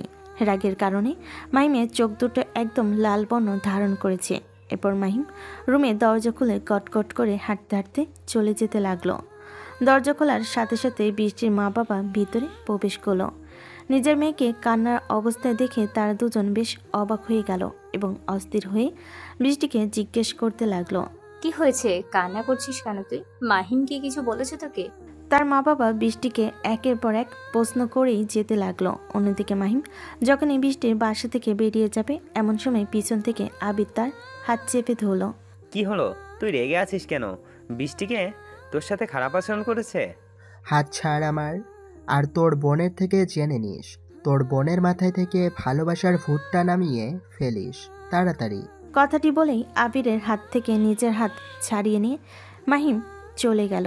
আবির খুব ভালো করেই বুঝতে পারল, তাই সে দ্রুত নিজের বোনের রুমের দিকে চলে গেল। কি হলো, তুই কথা বলছিস না কেন? কি শুনতে চাচ্ছ তোমরা? এটাই যে আমি কান্না করছি কেন? তাহলে শুনে রাখো, এই চোখের পানির জন্য একমাত্র দায়ী হলো মাহিম। আমি তাকে খুব ভালোবাসি, কিন্তু সে আমাকে মানতেই চায় না। ভালোবাসে কি অন্যায় বলো তোমরা? ঠাস করে হঠাৎ রুমের বাইরে থেকে এসে আবির বৃষ্টির গালে থাপ্পড় বসিয়ে দিল। তারপর রেগে বলে উঠল, তোকে লাই দিয়ে দিয়ে একদম মাথায় তুলে ফেলেছি। তোর আর মাহিমের বয়সের তফাৎ কত জানিস? প্রায় 10 বছরের কাছাকাছি। আমি আর মাহিম বন্ধু, তাহলে ভাব মাহিমের বয়স কত। বৃষ্টি খুব অবাক হলো যে আবির এবং মাহিম দুজন একে অপরের বন্ধু, কিন্তু সেটা বৃষ্টি কখনো বুঝতেই পারেনি। বয়সের সাথে ভালোবাসার পার্থক্য করছো কেন তোমরা? ভালোবাসায় কোনো বয়স মানে না। আরে আমি তোমার বন্ধু মাহিমকে যে বড্ড ভালোবেসে ফেলেছি ভাইয়া। আর একবার যদি তোর মুখ দিয়ে ভালোবাসা কথাটা বলেছিস, তাহলে তোকে আমি শেষ করে দিব। মা, তোমার মেয়েকে বোঝাও, ওর মাথা থেকে মহিমের ভালোবাসা নামিয়ে ফেলো। কথাটি বলে আবির রুম থেকে বেরিয়ে গেল। পাশে ফল কাটা একটা ছুরি ছিল, সেটা বৃষ্টি নিজের হাতে তুলে নিল।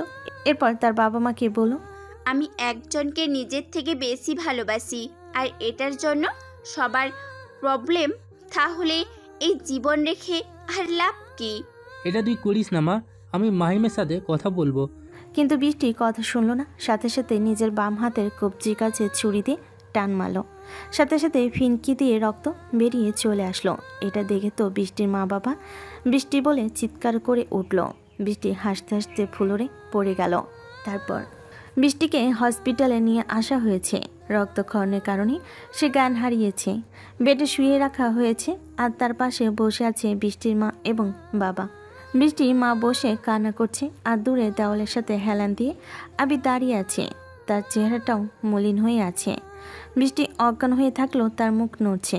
কি বলছে সেটা শোনার জন্য বৃষ্টির মা মুখের কাছে কান নিয়ে গেল।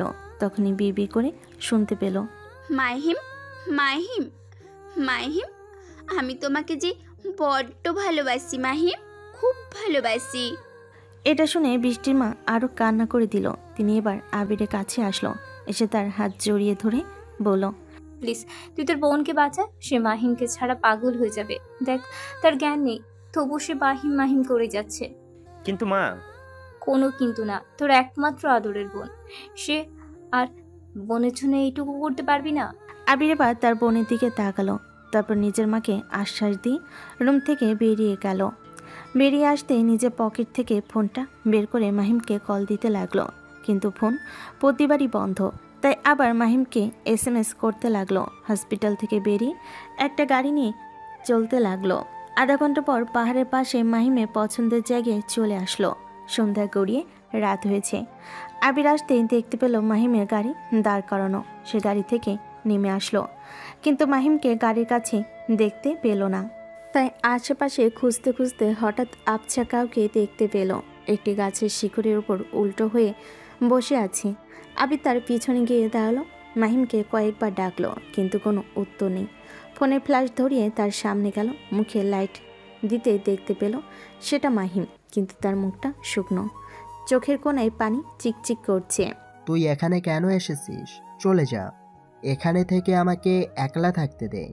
মাহিমের কথা শুনে আবির তার কাছে এসে বসলো, তারপর বলল, অনেক তো রাত হয়েছে, তাহলে তুই এখানে কেন? আশেপাশে পোকামাকড় আসতে পারে।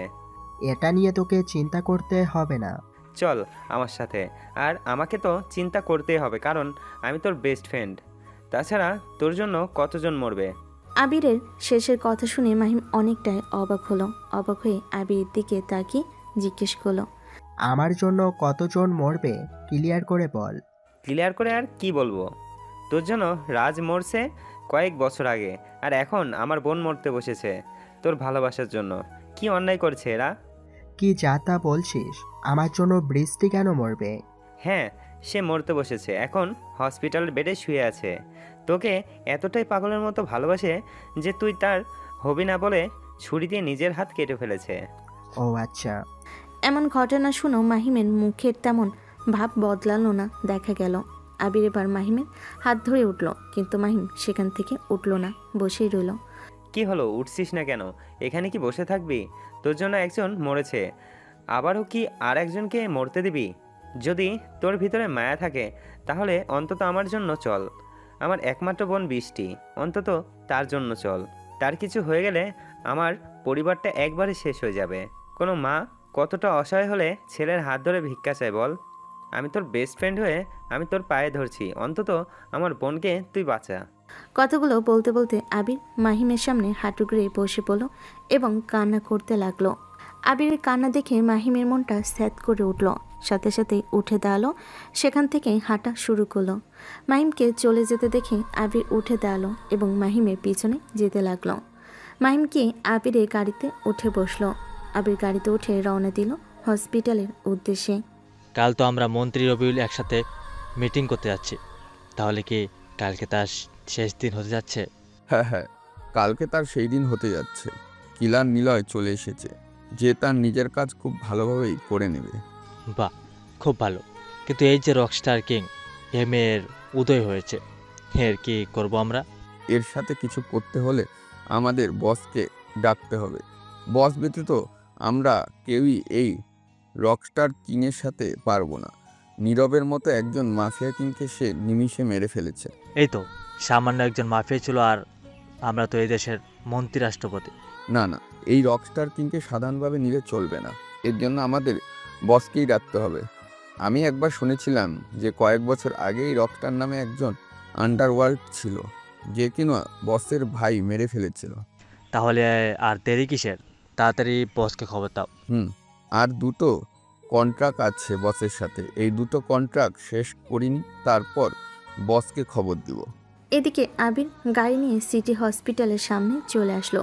গাড়ি থেকে নামলো এবং সবার সামনে দিয়ে যেতে লাগলো। মাহিম তাকে দেখে সামনে এগিয়ে যেতে লাগলো। আবিরের সাথে মাহিম 3 তলার একটি রুমের সামনে চলে আসলো। কাছ দিয়ে ভিতরে তাকাতে দেখতে পেল যে বৃষ্টি রুমের ভিতর এটা ওটা ছুঁড়ে মারতেছে। দেখছিস আমার বোনের অবস্থা, জ্ঞান ফিরতে কেমন পাগলামো শুরু করে দিয়েছে। তাহলে তুই বল, এখন আমি ভাই হিসেবে কি করব? এই কয়েকদিন কি এমন জাদু করেছিস আমার বোনের ওপর যে আমার বোন তোকে বলতে পাগল? আবিরের কথা শুনে মাহিম কিছু বলল না। সে ইশারা করে রুমের ভিতরে ঢুকতে পারবে নাকি জিজ্ঞেস করলো। আবির অনুমতি দিলে দরজা ঠেলে মাহিম আগে প্রবেশ করলো। বৃষ্টির পাশেই তার মা এবং বাবা দাঁড়িয়ে তাকে শান্ত করার চেষ্টা করতে লাগলো, কিন্তু সে কোনোভাবেই শান্ত হচ্ছে না। একভাবেই সে বলে যাচ্ছে, দয়া করে তুই শান্ত হ। তোর ভাই গেছে মাহিমকে আনার জন্য, এখনই চলে আসবে। সোনা মা, আমার কথা শোন। না না না না, আমি তাকে এক্ষুনি আমার সামনে দেখতে চাই, এক্ষুনি। এমন সময় বৃষ্টি লক্ষ্য করলো যে মাহিম ভিতরে প্রবেশ করেছে। তাকে দেখা মাত্রই দৌড়ে মাহিমকে গিয়ে জড়িয়ে ধরে কান্না করতে লাগলো। আবিরের মা বাবা এসব দেখে রুম থেকে বেরিয়ে গেল। আবির রুমে দরজা বন্ধ করে বাইরে দাঁড়িয়ে রইল। দরজার কাছ দিয়ে ভেতরে দেখতে লাগলো। আপনি আসছেন স্যার? আপনি খুব খারাপ, খুব। আমি আপনাকে পাগলের মতো ভালোবাসি, আর আপনি আমাকে এইভাবে ধমক দিয়ে চলে গেলেন। মাহিমের বুকে মুখ লুকিয়ে কান্না করে যাচ্ছে, ফুপিয়ে ফুপিয়ে কান্না করছে। মাহিম তার মাথায় হাত বুলিয়ে দিয়ে বলল, আর কান্না করতে হবে না, এই জন্য আমি চলে এসেছি। এখন আমাকে ছাড়ো আর বেডে গিয়ে বসো। না, আমি আপনাকে ছাড়লে আপনি আবার চলে যাবেন। আরে না, আমি এখান থেকে যাচ্ছি না। এরপর মাহিম নিজের কাছ থেকে বৃষ্টিকে ছাড়িয়ে নিয়ে বিছানার উপর রাখলো। মাহিম হাতের দিকে খেয়াল করে দেখলো যে হাত ব্যান্ডেজ করা, সেখান থেকে রক্ত পড়ছে। সাথে সাথে মাহিম বৃষ্টির হাত ধরে সামনে নিয়ে এসে দেখলো যে যেখান দিয়ে স্যালাইন দিয়েছে টান মারার কারণে রক্ত পড়ছে। পাশে ফার্স্ট এড বক্স ছিল, সেখান থেকে স্যাভলন এবং তোলা বের করে হাত পরিষ্কার করে একটা ইনজুরি টেপ মেরে দিল। দরজার বাইরে থেকে আবির এবং তার বাবা মা এসব দেখে কিছুটা শান্ত হলো। মাহিম তার হাত ধরেছে। এটা বৃষ্টি দেখে একভাবে তাকিয়ে আছে মাহিমের মুখের দিকে। তারপর রাত অনেক হয়েছে, কিন্তু মাহিম এখনও বাসে ফেরেনি। রেহেনা বেগম এখনও ঘুমায়নি।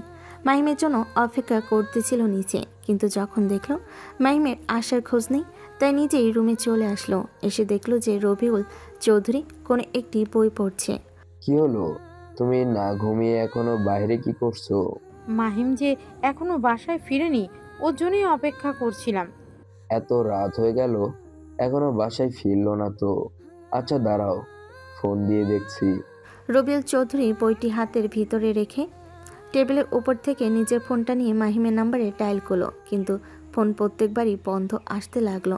তোমার ছেলের ফোন তো বন্ধ বলছে, কোথায় গেছে বলে যায়নি? সে তো বলে যায়নি, প্রত্যেকের সন্ধ্যায় যেমন বাইরে যায়, আজকেও ঠিক বাইরে গিয়েছিল, কিন্তু এখনো বাসায় আসেনি। তোমার ছেলেকে নিয়ে হয়েছে আমার আরেক জ্বালা। এত বড় হয়ে গেছে তবুও খোঁজখবর রাখতে হয়, কখন বাসায় ফিরে আর না ফিরে। তাহলে বলছি যে মাহিমের জন্য একটা মেয়ে দেখো, তাকে বিয়ে দিয়ে দিই। তুমি এটা ভালো বলেছো। কালকে প্রধানমন্ত্রী এবং রাষ্ট্রপতির সাথে আমার একটা মিটিং আছে, সেই মিটিং থেকে ফিরে এসেই মাহিমের সাথে কথা বলবো। এখন তুমি ঘুমিয়ে পড়ো, আমি ফাইজারের রুম থেকে আসছি, দেখি সে জানে নাকি মাহিম কোথায় গেছে। তিনি বইটি হাত থেকে টেবিলের উপর রাখলো, এরপর নিজের রুম থেকে বেরিয়ে গেল। হাঁটতে হাঁটতে মাহিমের রুমের পাশে চলে আসলো। মাহিমের রুমের পাশে ফাইজারের রুম। রবিল এসে ফাইজারের রুমে টোকা দিল এবং বলল, ফাইজার ঘুমিয়ে পড়েছো নাকি? রবিল চৌধুরীর ডাক শুনে ফাইজার তাড়াতাড়ি রুমের দরজা পর্যন্ত গেল। রুমের দরজা খুলেই রবিল চৌধুরীকে বলল, না না আঙ্কেল, আমি ঘুমিয়ে পড়ছিলাম না, জেগেছিলাম। কিছু বলবেন আপনি? আমার রুমের সামনে কোনো দরকার ছিল নাকি আঙ্কেল? হ্যাঁ, বলছিলাম মাহিমের সাথে তোমার কথা হয়েছে নাকি? সে তো অনেক সময় হয়েছে বাসায় ফিরেনি এখনো। না, মাহিমের সাথে আজকে আমার কথা হয়নি, হয়তো ব্যস্ত আছে, ঠিক চলে আসবে। আচ্ছা ঠিক আছে, সে আসলে আমাকে জানিও। কথাটি বলে রবিল চৌধুরী চলে যেতে লাগলো, কিন্তু হঠাৎ ঘুরে উঠে আবার বলল, কালকে যাওয়ার সব ব্যবস্থা হয়ে গেছে? জি আঙ্কেল, সব ব্যবস্থা করে ফেলেছি আমি। আমি কেমন জানি সন্দেহ হচ্ছে, সব কিছু খেয়াল রেখো, ঠিক আছে? আপনাকে কোনো চিন্তা করতে হবে না আঙ্কেল, আমি সব কিছুই ঠিক করে নিব, আপনি নিশ্চিন্তে গিয়ে ঘুমান। রবিল চৌধুরী একটা মুচকি হাসি দিয়ে নিজের রুমের দিকে এগিয়ে গেল।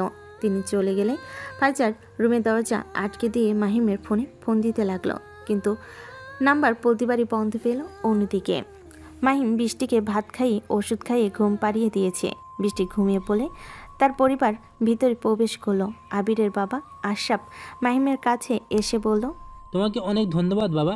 তুমি না থাকলে যে আমার মেয়েটা কি হতো, আমার তো তাকে কোনোভাবেই কন্ট্রোল করতে পারছি না। ধন্যবাদ দেওয়ার কিছুই নেই, আগে এটা আমার কর্তব্য ছিল। আমি তো বৃষ্টির স্যার, তাছাড়া আবিরের বেস্ট ফ্রেন্ড। মাহিম, আমার মেয়েটা তোমাকে অনেক ভালোবাসে। তুমি তার ভালোবাসা কেন গ্রহণ করছো না? কোনো সমস্যা আছে? তুমি যদি বলো তাহলে আমরা তোমার পরিবারের কাছে বিয়ের প্রস্তাব নিয়ে যাব। আমার একটা মাত্র মেয়ে, তার কোনো ক্ষতি হোক সেটা আমরা চাই না। আবিরের মা রাজিয়া এই কথা শুনে মাহিম কি বলবে বুঝতে পারল না। সে শুধু আবিরের দিকে তাকিয়ে রইল। আবির বুঝতে পেরে সে তার মায়ের কাছে গিয়ে বলল, মা, এখন এসব কথা রাখো তো, অনেক রাত হয়েছে।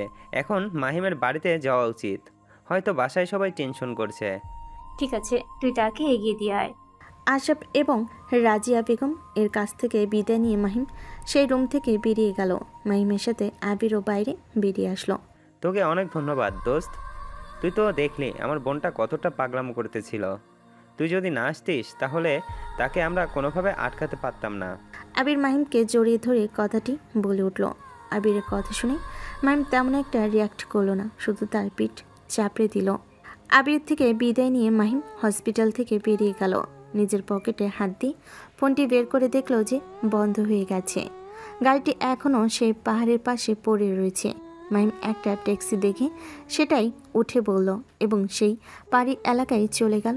তারপর একটা বড় বিল্ডিংয়ের টপ ফ্লোরে একটি রুমে জানালার কাছের কাছে হেলান দিয়ে দাঁড়িয়ে আছে এক যুবক, যার কানে হেডফোন, গান শুনছে এবং মাথা দুলিয়ে গুনগুন করে গান গাইছে। তাকে দেখে মনে হচ্ছে সে খুব চিল মুডে আছে। হঠাৎ যে চোখ খুলে জানালার বাইরে দিয়ে রাস্তার দিকে তাকালো। রাস্তার দিকে তাকিয়ে এসে কিছু একটা ভাবতে লাগলো। তার ভাবনায় কি চলছে সেটা অজানা। হঠাৎ তার মুখে একটি চওড়া হাসি ফুটে উঠল। I am the killer of Niloy. তারপর রবিউল চৌধুরী খুব তাড়াতাড়ি ঘুম থেকে উঠে রেডি হয়ে নিল। তারপর একটি কালো ব্যাগ হাতে নিয়ে নিজের রুম থেকে বেরিয়ে আসলো। এরপর খাবার টেবিলে বসলো। এত সকালে কেউ ওঠেনি, কিন্তু রবিউল চৌধুরী আজকে একটু মিটিংয়ে যাবে, তাই খুব তাড়াতাড়ি ঘুম থেকে উঠে পড়েছে। কিছু সময় পর ফাইজার নিজের রুম থেকে বেরিয়ে আসলো। এরপর এসে খাবার টেবিলে বসে পড়ল। রেনা বেগম দুজনের জন্য সকালে নাস্তা নিয়ে আসলো। হঠাৎ রবিউল চৌধুরী ফাইজারকে জিজ্ঞেস করলো, কাল রাতে মাহিম কখন ফিরেছে নাকি এখনো বাসায় ফিরেনি? আঙ্কেল, কাল রাতে মাহিম 12টার আগেই ফিরে এসেছে। কে বলে হসপিটালে ছিল, এই জন্য গিয়েছিল। হসপিটালে? কে ছিল হসপিটালে? মাহিমের কিছু হয়নি তো আবার? অবাক হয়ে রবিউল এবং রেহনা দুজনকে জিজ্ঞেস করলো। তাদের কথা শুনে ফাইজার মুচকি হেসে বলল, আরে না আঙ্কেল, মাহিমের কিছুই হয়নি। ওই যে আমেরিকাতে মাহিমের যে বন্ধু ছিল, তার কোন আত্মীয় হসপিটালে অ্যাডমিট আছে, তাই তার সাথেই ছিল। ও আচ্ছা। রেহনা, মাহিম কি ঘুম থেকে উঠে বাইরে হাঁটতে গেছে না এখনো ঘুমিয়ে আছে? আজকে তো মাহিমকে বাইরে যেতে দেখিনি, হয়তো দেরিতে ঘুমিয়েছে বলে এখনো ওঠেনি।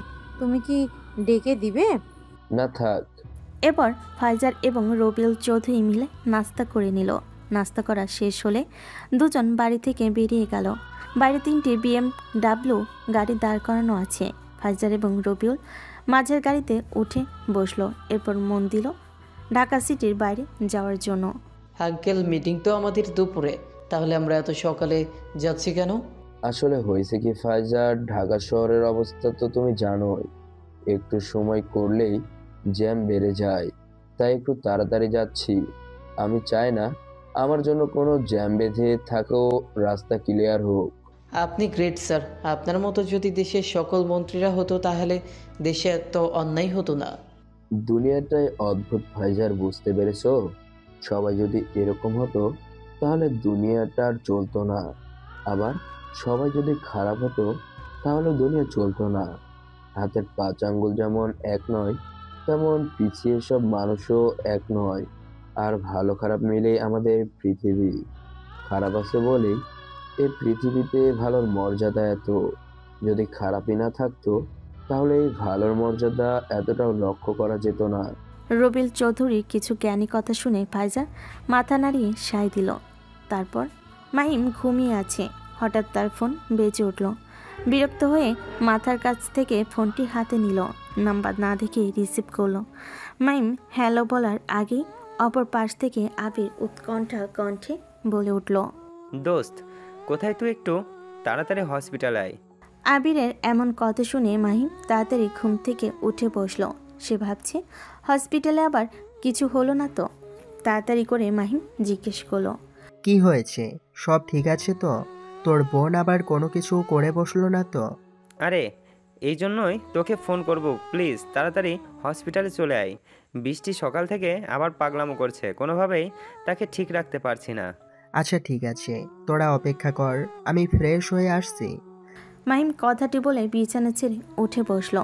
তার চোখে এখনো ঘুম লেগে আছে। তবু ফোনটা টেবিলের উপর রেখে ফ্রেশ হয়ে আসলো। রেডি হয়ে ফোনটা টেবিলের উপর থেকে নিয়ে রুম থেকে বেরিয়ে পড়লো। ঘড়িতে এখন 10:15। সময় দেখতে দেখতে মাহিম সিঁড়ি থেকে নামলো। সিঁড়ি থেকে নামতেই মাহিমের দেখা হয়ে গেল তার মায়ের সাথে। কি হলো? খাওয়া দাওয়া না করে তো সকালে কোথায় যাচ্ছিস তুই? আজকে তো ভার্সিটিতে ক্লাস নেই। আসলে আম্মু, জরুরি কাজে একটু বাইরে যেতে হবে। আব্বু কি মিটিংয়ের জন্য বেরিয়ে পড়েছে? হ্যাঁ, তোর আব্বু সেই সকালে মিটিংয়ের জন্য বেরিয়ে পড়েছে। তুই ঘুমিয়েছিলি, এই জন্য আর ডাকিনি। ও আচ্ছা, মায়ারা কোথায়? আর বলিস না, মায়া আর হিমা কোথায় যেন গেছে সকালে। ও আচ্ছা ঠিক আছে, আমি তাহলে এখন আসি, আমার দেরি হয়ে যাচ্ছে। কথা বলতে বলতে মাহিম সামনের দিকে হেঁটে যেতে লাগলো, কিন্তু তার মা পিছন থেকে বলে উঠল, কিছু খাবার তো খেয়ে যা। না মা, দেরি হয়ে যাচ্ছে, বাইরে থেকে কিছু খেয়ে নিব। কথাটি বলে মাহিম সোজা বাড়ি থেকে বেরিয়ে গেল। বাড়ি থেকে বেরিয়ে মাহিম নিজের পছন্দের গাড়িতে উঠে বসে রওনা দিল হসপিটালের উদ্দেশ্যে। ভাইয়া, তুমি তো সেই কখন মাহিমকে ফোন করেছো, তাহলে এখনো সে আসছে না কেন? আরে বৃষ্টি, আমি মাহিমকে সত্যি দেখেছি, সে কিছু সময়ের মাঝে চলে আসবে। ও আচ্ছা। বোন তুই এত পাগলামো করিস না প্লিজ, কারণ মাহিম তোকে কখনোই ভালোবাসবে না। একতরফা ভালোবাসা কখনোই সফল হয় না, এতে তুই নিজেই কষ্ট পাবি। মাহিম স্যারও একই কথা বলে, আবার তুমিও একই কথা বলছো, কিন্তু কেন মাহিম স্যার আমাকে ভালোবাসতে পারবে না? বৃষ্টির কথা শুনে আবির চুপ হয়ে গেল। আবিরের ঠিক সামনে কিছুটা দূরে দাঁড়িয়ে আছে মায়া এবং হিমা। সকালে খবর পেয়ে তারা দুজন বৃষ্টিকে দেখতে চলে এসেছে। এই কয়েকদিনের ভিতরেই বৃষ্টি যে তার ভাইকে এতটা ভালোবেসে ফেলবে সেটা মায়া জানতে পারেনি। তবে একদিকে মায়ের খুব ভালো হয়েছে যে তার নিজের বেস্টও তার ভাবি হবে। কি হলো ভাইয়া বলেন, আমার ভাই বৃষ্টিকে কেন ভালোবাসতে পারবে না? আসলে হয়েছে কি, মাহিম এসব ভালোবাসা বিশ্বাস করে না, এই জন্য সে ভালোবাসতে পারবে না। আমি তো মাহিমকে অনেক দিন থেকেই চিনি, আর সে কি পছন্দ করে আর না করে সেটাও ভালো করেই জানি। তাই বৃষ্টি বোন, আমার প্লিজ মাহিমকে ভুলে যা। মাহিমকে ভুলে যাওয়ার কথা বলাতে বৃষ্টি অনেকটাই রেগে গেল এবং পাশের টেবিলের উপর রাখা ওষুধের বক্স ছুঁড়ে মারল দরজা বরাবর। ঠিক এই সময় মাহিম ভেতরে প্রবেশ করলো। ওষুধের বক্স গিয়ে মাহিমের কপালে গিয়ে লাগলো। উফ! শব্দ শুনে সবাই দরজার দিকে তাকালো। তাকিয়ে দেখতে পেল যে মাহিম এসেছে। তাকে দেখা মাত্রই বৃষ্টি বিছানা থেকে উঠে গেল এবং মাহিমকে জড়িয়ে ধরল। মাহিম রুমের ভিতর খেয়াল করে দেখল যে তার বোনেরা এখানে, এই জন্য নিজের কাছ থেকে বৃষ্টিকে ছাড়িয়ে নিল।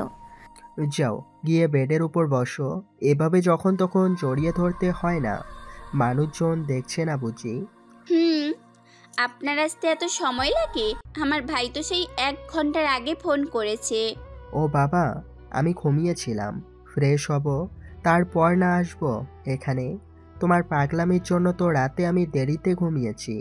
মাহিম তুই এত কথা না বলে আগে আমার বোনটাকে কিছু খাইয়ে দে তো, আমরা তো তোকে খাওয়াতে পারি নাই। তুমি এত পাগলামি করছো কেন বলো তো শুনি? আমার পক্ষে তোমাকে ভালোবাসা সম্ভব নয়। কেন সম্ভব না? কি নেই আমার মাঝে? সুন্দর না আমি কি এতটাই খারাপ যে ভালোবাসা যাবে না? সব কিছুই সুন্দর দেখে হয় না, কিছু জিনিস মন থেকে হয়।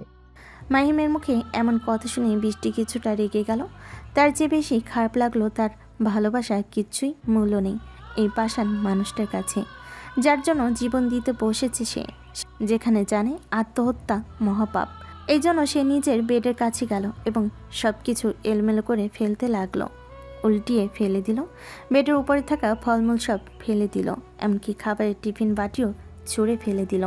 লাগবে না কাউকে আমার জীবনে, লাগবে না। চলে যাও সবাই, চলে যাও, আমাকে এখানে মরতে দাও। বোনের এমন পাগলামি দেখে আবি দ্রুত মাহিমের কাছে আসলো এবং তাকে বলল, প্লিজ দোস্ত, কিছু একটা কর, এমন করলে তো বৃষ্টির অনেক বড় ক্ষতি হয়ে যাবে। ভাইয়া, তুই বৃষ্টিকে ভালোবাসিস আর বলিস অন্তত তাকে সুস্থ হতে সাহায্য কর, কারণ এই পরিস্থিতির জন্য একমাত্র তুই দায়ী। মায়ের কথা শুনে মাহিম অনেকটাই অবাক হয়ে গেল। তারপর মাহিম সবাইকে বাইরে চলে যেতে বলল এবং আবিরকে খাবার পাঠানোর ব্যবস্থা করতে বলল।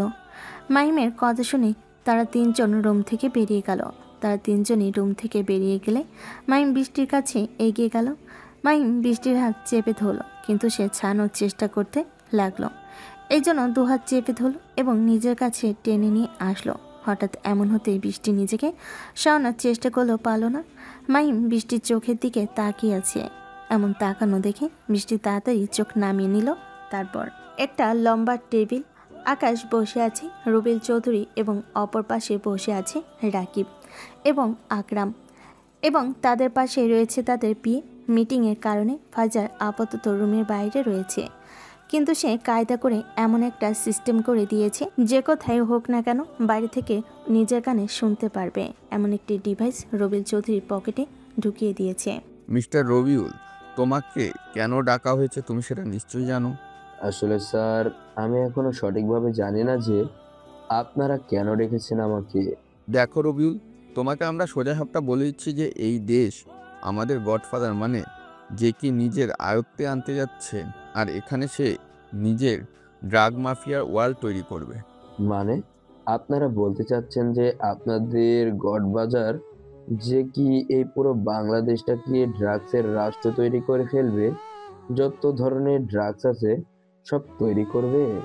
হ্যাঁ, তুমি ঠিক ধরেছ। বেশিরভাগ মন্ত্রী এমপিকে আমরা কিনে নিয়েছি, আর মাত্র কয়েকজন আছে তাদেরকে আমরা হাত করে নেব।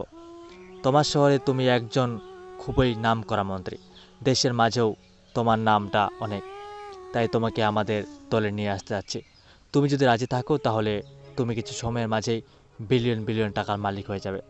রাষ্ট্রপতি আকরামের কথা শুনে রবিল চৌধুরী মুচকি হাসল।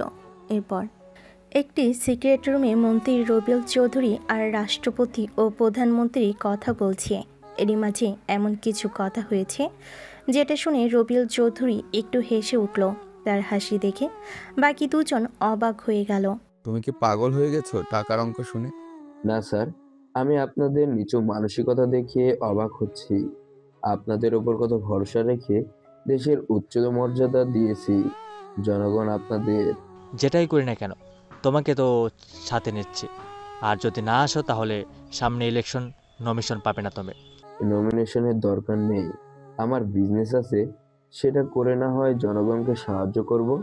এখান থেকে বের হওয়ার পর তোর কাউন্টডাউন শুরু হয়ে যাবে, এখনো সময় আছে, তুই আমাদের সাথে হাত মেলা।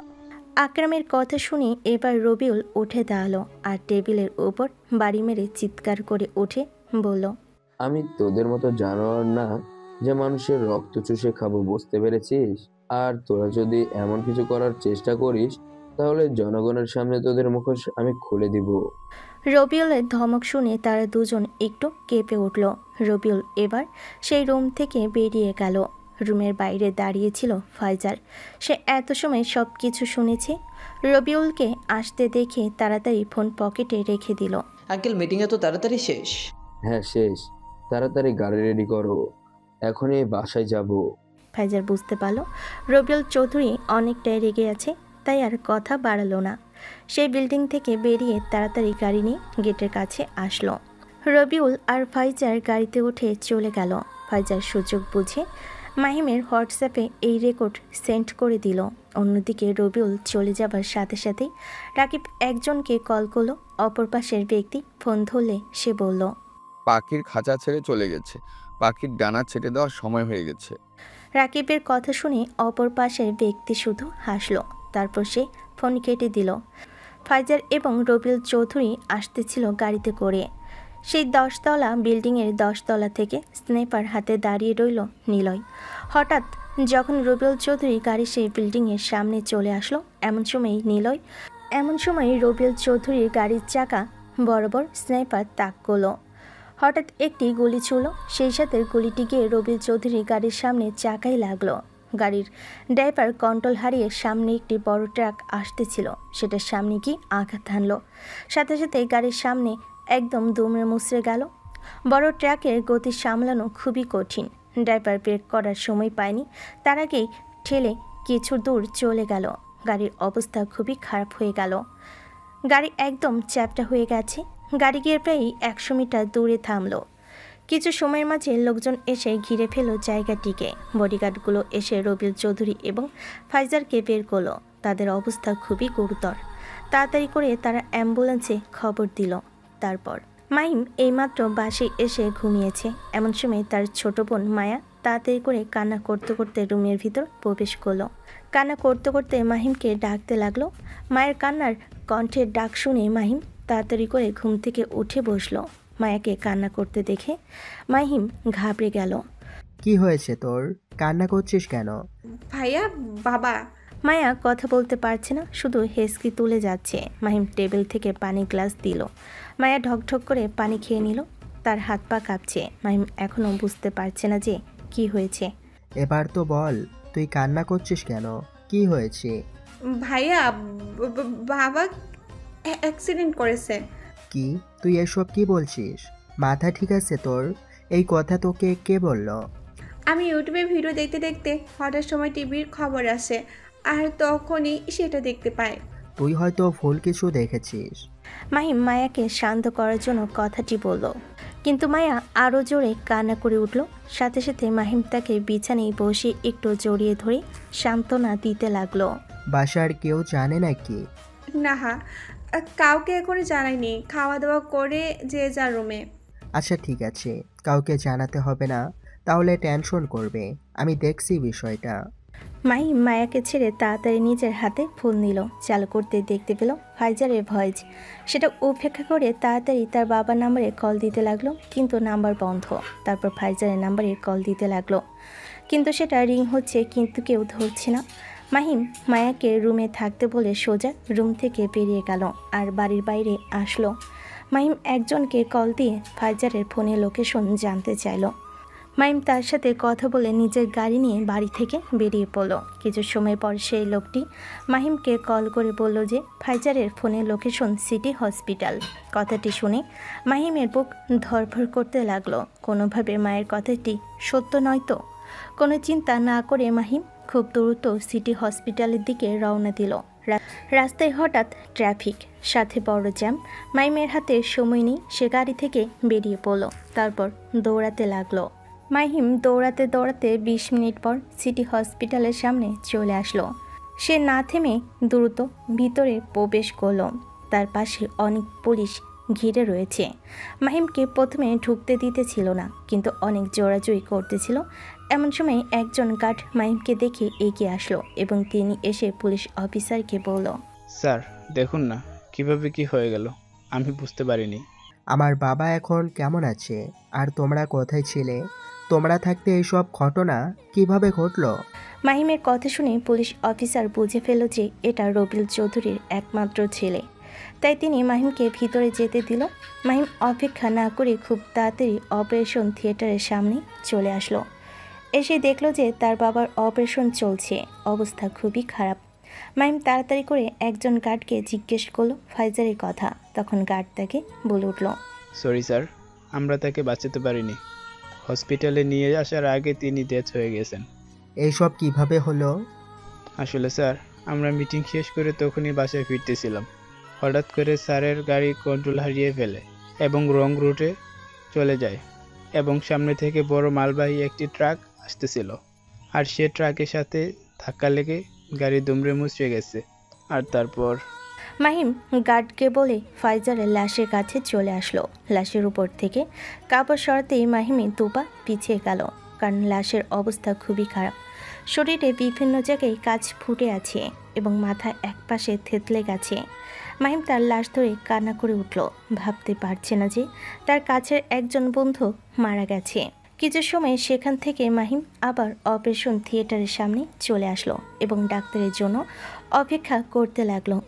মাহিম একজন গার্ডকে ডেকে ফাইজারের লাশের শেষ কাজ করার ব্যবস্থা করতে বলল। প্রায় আধা ঘন্টা পর ডাক্তার বেরিয়ে আসলো। ডাক্তারের মুখটা অন্ধকারে নেমে এসেছে মনে হচ্ছে। কি হলো, আপনি কিছু বলছেন না কেন? আমার বাবার ঠিক আছে তো? আসলে মিস্টার হয়েছে কি? এইটুকু বলে ডাক্তার থেমে গেল। ডাক্তারের এমন বিষ দেখে মাহিম রেগে গেল এবং তার কলার চেপে ধরল। এত সাসপেন্স না দেখে তাড়াতাড়ি বল, আমার বাবার কি হয়েছে? সুস্থ হতে কত সময় লাগবে? Sorry sir. Doctor operation theatre থেকে বেরিয়ে আসলো। মাহিম তার কাছে এগিয়ে যায়। ডাক্তারের মুখ দেখে মনে হলো যে ভিতরে কিছু একটা হয়েছে। এই জন্য ডাক্তারের মুখে অন্ধকার নেমে এসেছে। মাহিম তাকে অনেকবার জিজ্ঞেস করলো, ডাক্তার কিছু বলে না। এই জন্য মাহিম রেগে গিয়ে ডাক্তারের কলার চেপে ধরে। তখনই ডাক্তার ভয় পেয়ে বলে ওঠে, sorry, he is dead. Doctor বলা কথাটি মাহিমের কানে বিষের মতন প্রবেশ করলো। ডাক্তারের মুখে কথাটি শুনে মাহিম কয়েক পা পিছিয়ে গেল। দেওয়ালের সাথে তার পিঠ ঠেকে গেল। সাথে সাথেই মাহিম দেওয়ালে হেলান দিয়ে বসে পড়ল। তার মুখে কোনো কথা নেই, চোখ দিয়ে পানি গড়িয়ে পড়ছে। তাকে সান্ত্বনা দেওয়ার মতন কেউ নেই। ডাক্তার এসে তার সামনে বসলো। লাশটি বাসায় নিয়ে যাওয়ার ব্যবস্থা করুন। ডাক্তারের মুখে এমন কথা শুনে মাহিম করুণ চোখে ডাক্তারের দিকে তাকালো, কিন্তু ডাক্তার কিছু বলল না। সে শুধু মাহিমের কাঁধের উপর একটু হাত দিয়ে আশ্বাস দিয়ে সেখান থেকে চলে গেল। মাহিম একজন গার্ডকে ইশারায় ডাক দিল। গার্ডটি এসে মাহিমের সামনে দাঁড়ালো।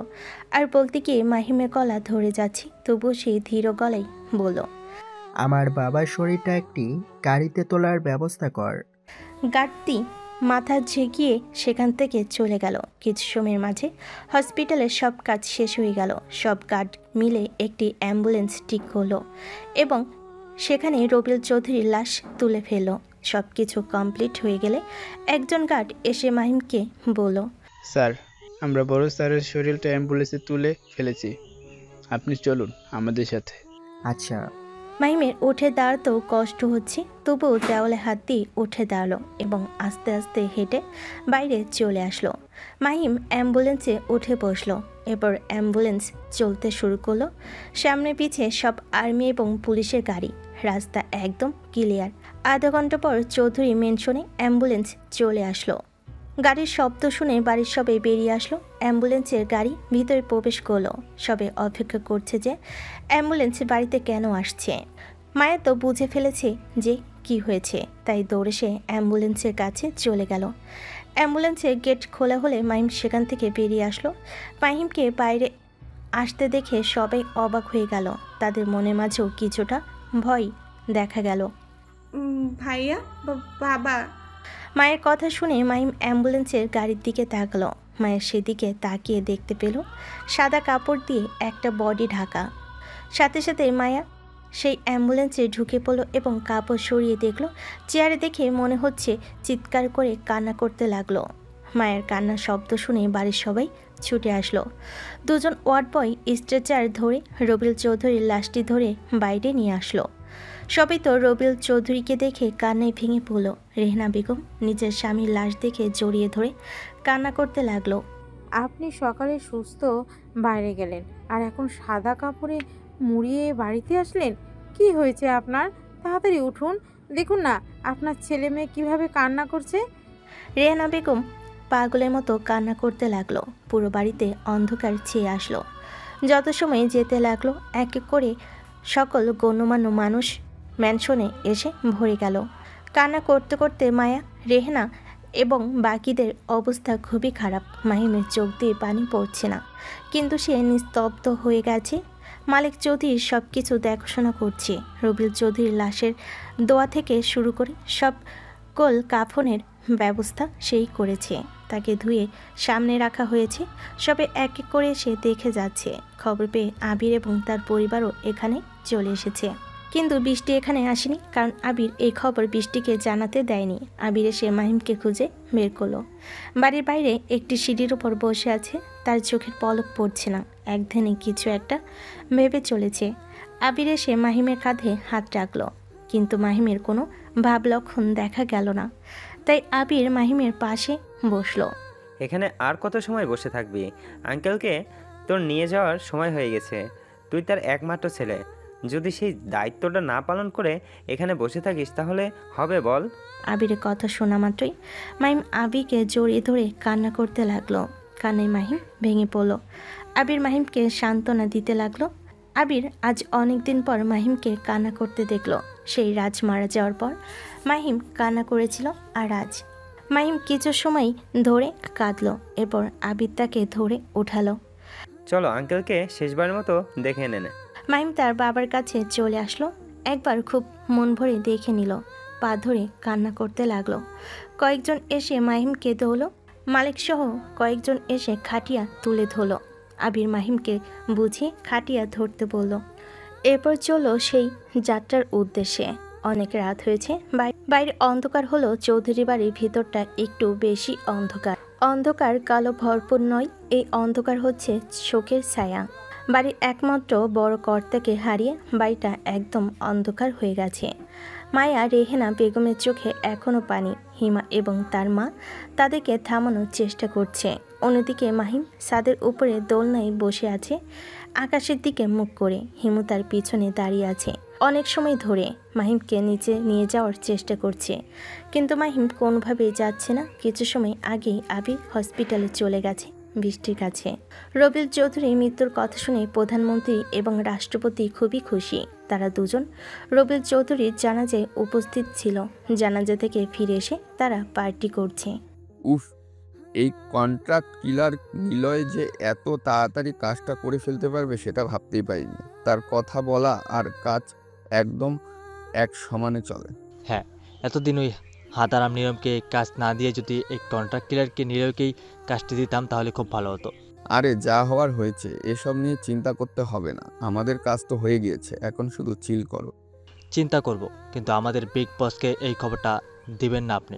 আরে এত সময় এই খবর কখন বসের কাছে চলে গিয়েছে হয়তো। যাই হোক, বসের সাথে কথা বলতে হবে। খুব তাড়াতাড়ি তাকে বাংলাদেশে আসতে বলতে হবে। তার সাথে ডিল একদম ফাইনাল করে ফেলতে হবে। আমাদের অ্যাকাউন্টে টাকা ভরপুর করে নিতে হবে। হ্যাঁ স্যার, এটা আপনি একদম ঠিক বলেছেন, কিন্তু আমাদের ইন্টারন্যাশনাল অ্যাকাউন্টে টাকাগুলো রাখতে হবে যেন অন্য কোনো বাহিনী এই খোঁজ না পায়। এটা নিয়ে কোনো চিন্তা করিস না, এখন তুই চিল কর। রাকিবের কথা শুনে তারা দুজন চিল করতে লাগলো। এই বুড়ো বয়সে এসেও তারা মেয়ে নিয়ে ফুর্তি করছে। অন্যদিকে আজমল আজ অনেক খুশি, সাথে আকাশও। তারা দুজন না চাইতো তাদের একটা পথের কাঁটা সরে গেছে। এখন তারা পরবর্তী প্ল্যান করতে ব্যস্ত। বলছি আকাশ, আমার পথের কাঁটা এখন চলে গেছে, শুধু তোর পথের কাঁটা সরতে বাকি। মাহিম এখন তার বাবার শোকে ব্যস্ত। এই সময় থেকে আঘাত কর। আর ভার্সিটির নির্বাচনে মাহিম এখন সময় দিতে পারবে না, তাই তুই নিজের কাজটা চালিয়ে যা। বুঝতেই তো পারছিস আমি কি বলতে চাচ্ছি। তোমাকে আর বলতে হবে না বাবা, আমি সব বুঝে গেছি। এখন যে আমার পক্ষে আসবে না তাকে রাস্তা থেকে সরিয়ে দিব, তাই তো? এই তো আমার বুঝদার ছেলে, যে তোর সাথে থাকতে চাইবে না তার জীবন শেষ করে দেওয়ার ভয় দেখাবি, তাহলে দেখবি সুরসুর করে তোর দলে চলে আসবে। ওকে।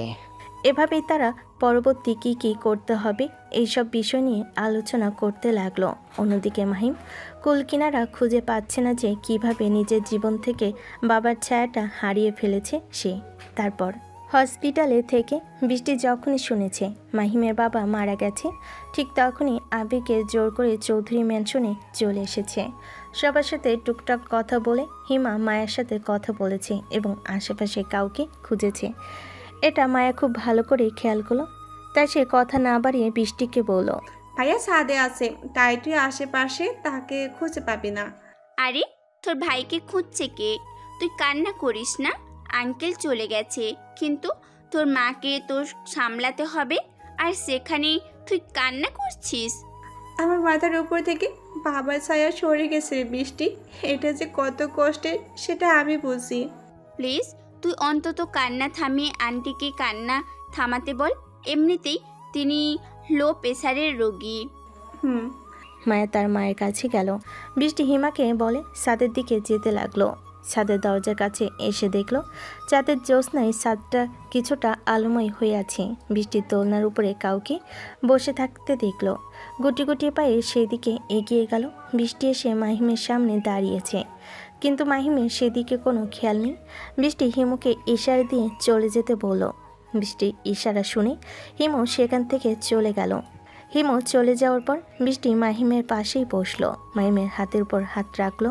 কারোর হাতের স্পর্শ পেয়ে মাহিম আকাশের দিক থেকে চোখ নামিয়ে পাশে তাকালো। এই অসময়ে বৃষ্টিকে দেখে মাহিম অবাক হয়ে গেল। তুমি এই অসময় কখন আসলে? আপনি যখন গভীর চিন্তায় মগ্ন ছিলেন আমি তখনই এসেছি।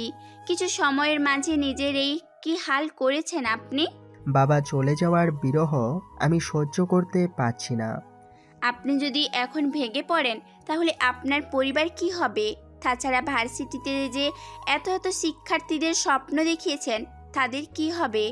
আপনি অন্তত নিজেকে শক্ত রাখুন। আর সহ্য হচ্ছে না। কয়েক বছর পর পরিবারের কাছে এসেছি। বাবার সাথে ঠিকমতো সময় কাটাতে পারিনি আমি। আমার বাবার দেওয়া কথাও রাখতে পারিনি আমি। তো কি হয়েছে? আঙ্কেল চলে গেছেন, তার হয়তো সময় শেষ হয়ে গিয়েছিল তাই চলে গেছে, কিন্তু আপনি তো এখনো তার স্বপ্নগুলো পূরণ করতে পারেন, তাই না? বৃষ্টি মাহিমের হাত ধরে আস্তে আস্তে বলতে লাগলো। এত সময় মাহিম খেয়াল না করলেও হঠাৎ তার এটা খেয়াল হলো। সাথে সাথে বৃষ্টির হাত থেকে নিজের হাত ছাড়িয়ে নিল। এটা দেখে বৃষ্টির মনটা খারাপ হয়ে গেল। তুমি কার সাথে এসেছো আর তোমার শরীর কেমন আছে এখন?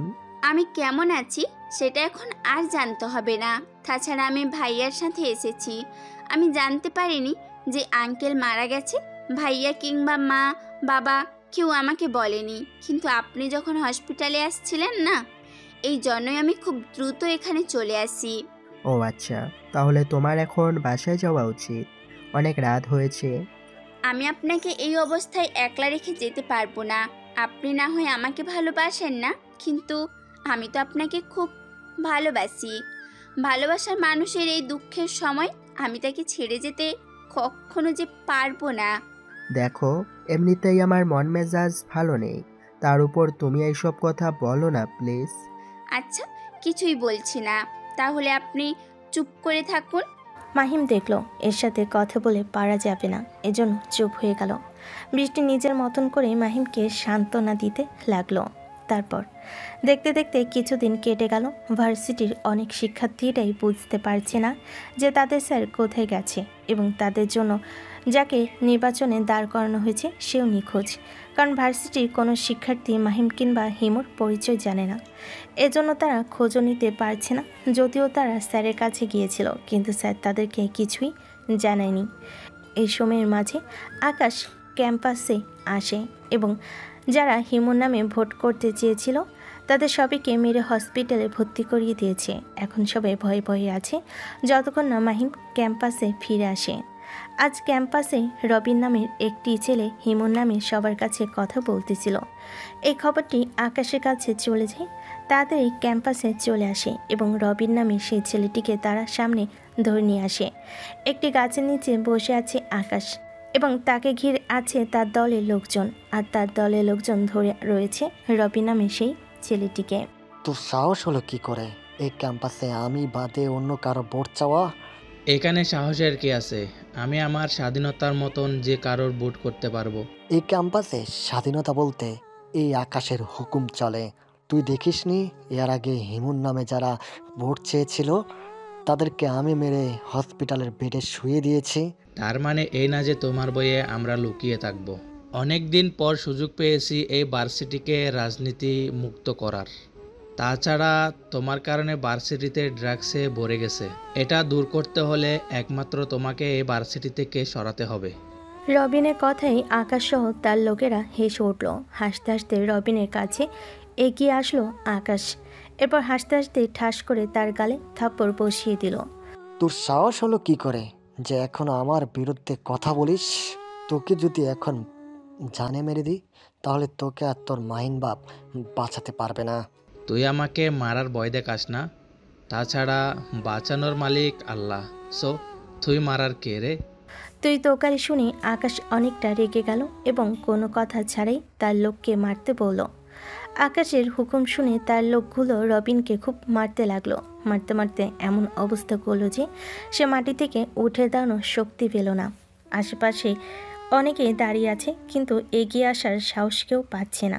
একসময় আকাশ সবাইকে চিৎকার করে বলে উঠল, কেউ যদি সাহস করে এই শালাকে হসপিটালে নিয়ে যাওয়ার চিন্তা ভাবনা করে তাহলে তাকে মেরেও এই অবস্থা করে ফেলবো। কথাটি বলে আকাশ ও তার দলবল সেখান থেকে চলে গেল। চলে যাওয়ার পর কেউ আর রবিনের কাছে এগিয়ে আসার সাহস ছিল না। রবিন সেখানে শুয়ে কাটাতে থাকে। চৌধুরী ম্যানশনে বড় করে একটি মিলাদের ব্যবস্থা করা হয়েছে। গণ্যমান্য ব্যক্তিরা সেখানেই আসছে। মাহিম এবং মালিক, হিমু, আবিসহ আরও কিছু বন্ধুরা মিলে সাহায্য করলো মাহিমকে। মাহিম বাড়ির পাশে একটি এতিমখানা ছিল, সেখানে গিয়েছে। এই এতিমখানা মাহিমের বাবা রবিউল চৌধুরী তৈরি করেছিল। আজকে এখানেও খাওয়া দাওয়ার অনুষ্ঠান করছে মাহিম। সব কিছু বলে দিতেছিল বাবুজিকে। ঠিক এমন সময় হিমু তার কাছে আসলো। ভাইয়া, একটা খারাপ খবর আছে। কি হয়েছে? আবার কোনো কিছু হয়নি তো? ভাইয়া, এইসব ঘটনার মধ্যে তুমি তো ভুলেই গেছো যে তুমি ভার্সিটিতে নির্বাচন করতেছিলে।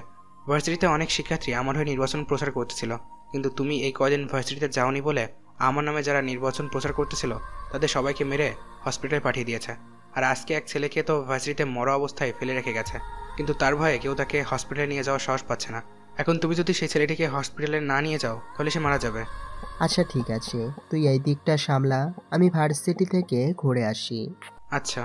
কথাটি বলে মাহিম নিজের গাড়ি করে ভার্সিটির উদ্দেশ্যে রওনা দিল। খুব দ্রুতই মাহিম ভার্সিটিতে চলে আসলো। ভার্সিটিতে এসেই মাহিম আশেপাশে খুঁজতে লাগলো এবং ঠিক পেয়েও গেল, কারণ অনেকের ভিড় করেছে। তাড়াতাড়ি সেখানে চলে গেল এবং সে ছেলেটিকে ধরলো। মাহিমকে আসা দেখে অনেকেই খুশি হয়ে গেল। একবার নজর বুলিয়ে নিল আশেপাশে, তারপর কিছু বলতে গিয়েও থেমে গেল এবং রবিন নামে সে ছেলেটিকে কোলে তুলে নিয়ে নিজের গাড়িতে বসালো এবং হসপিটালের উদ্দেশ্যে রওনা দিল। তারপর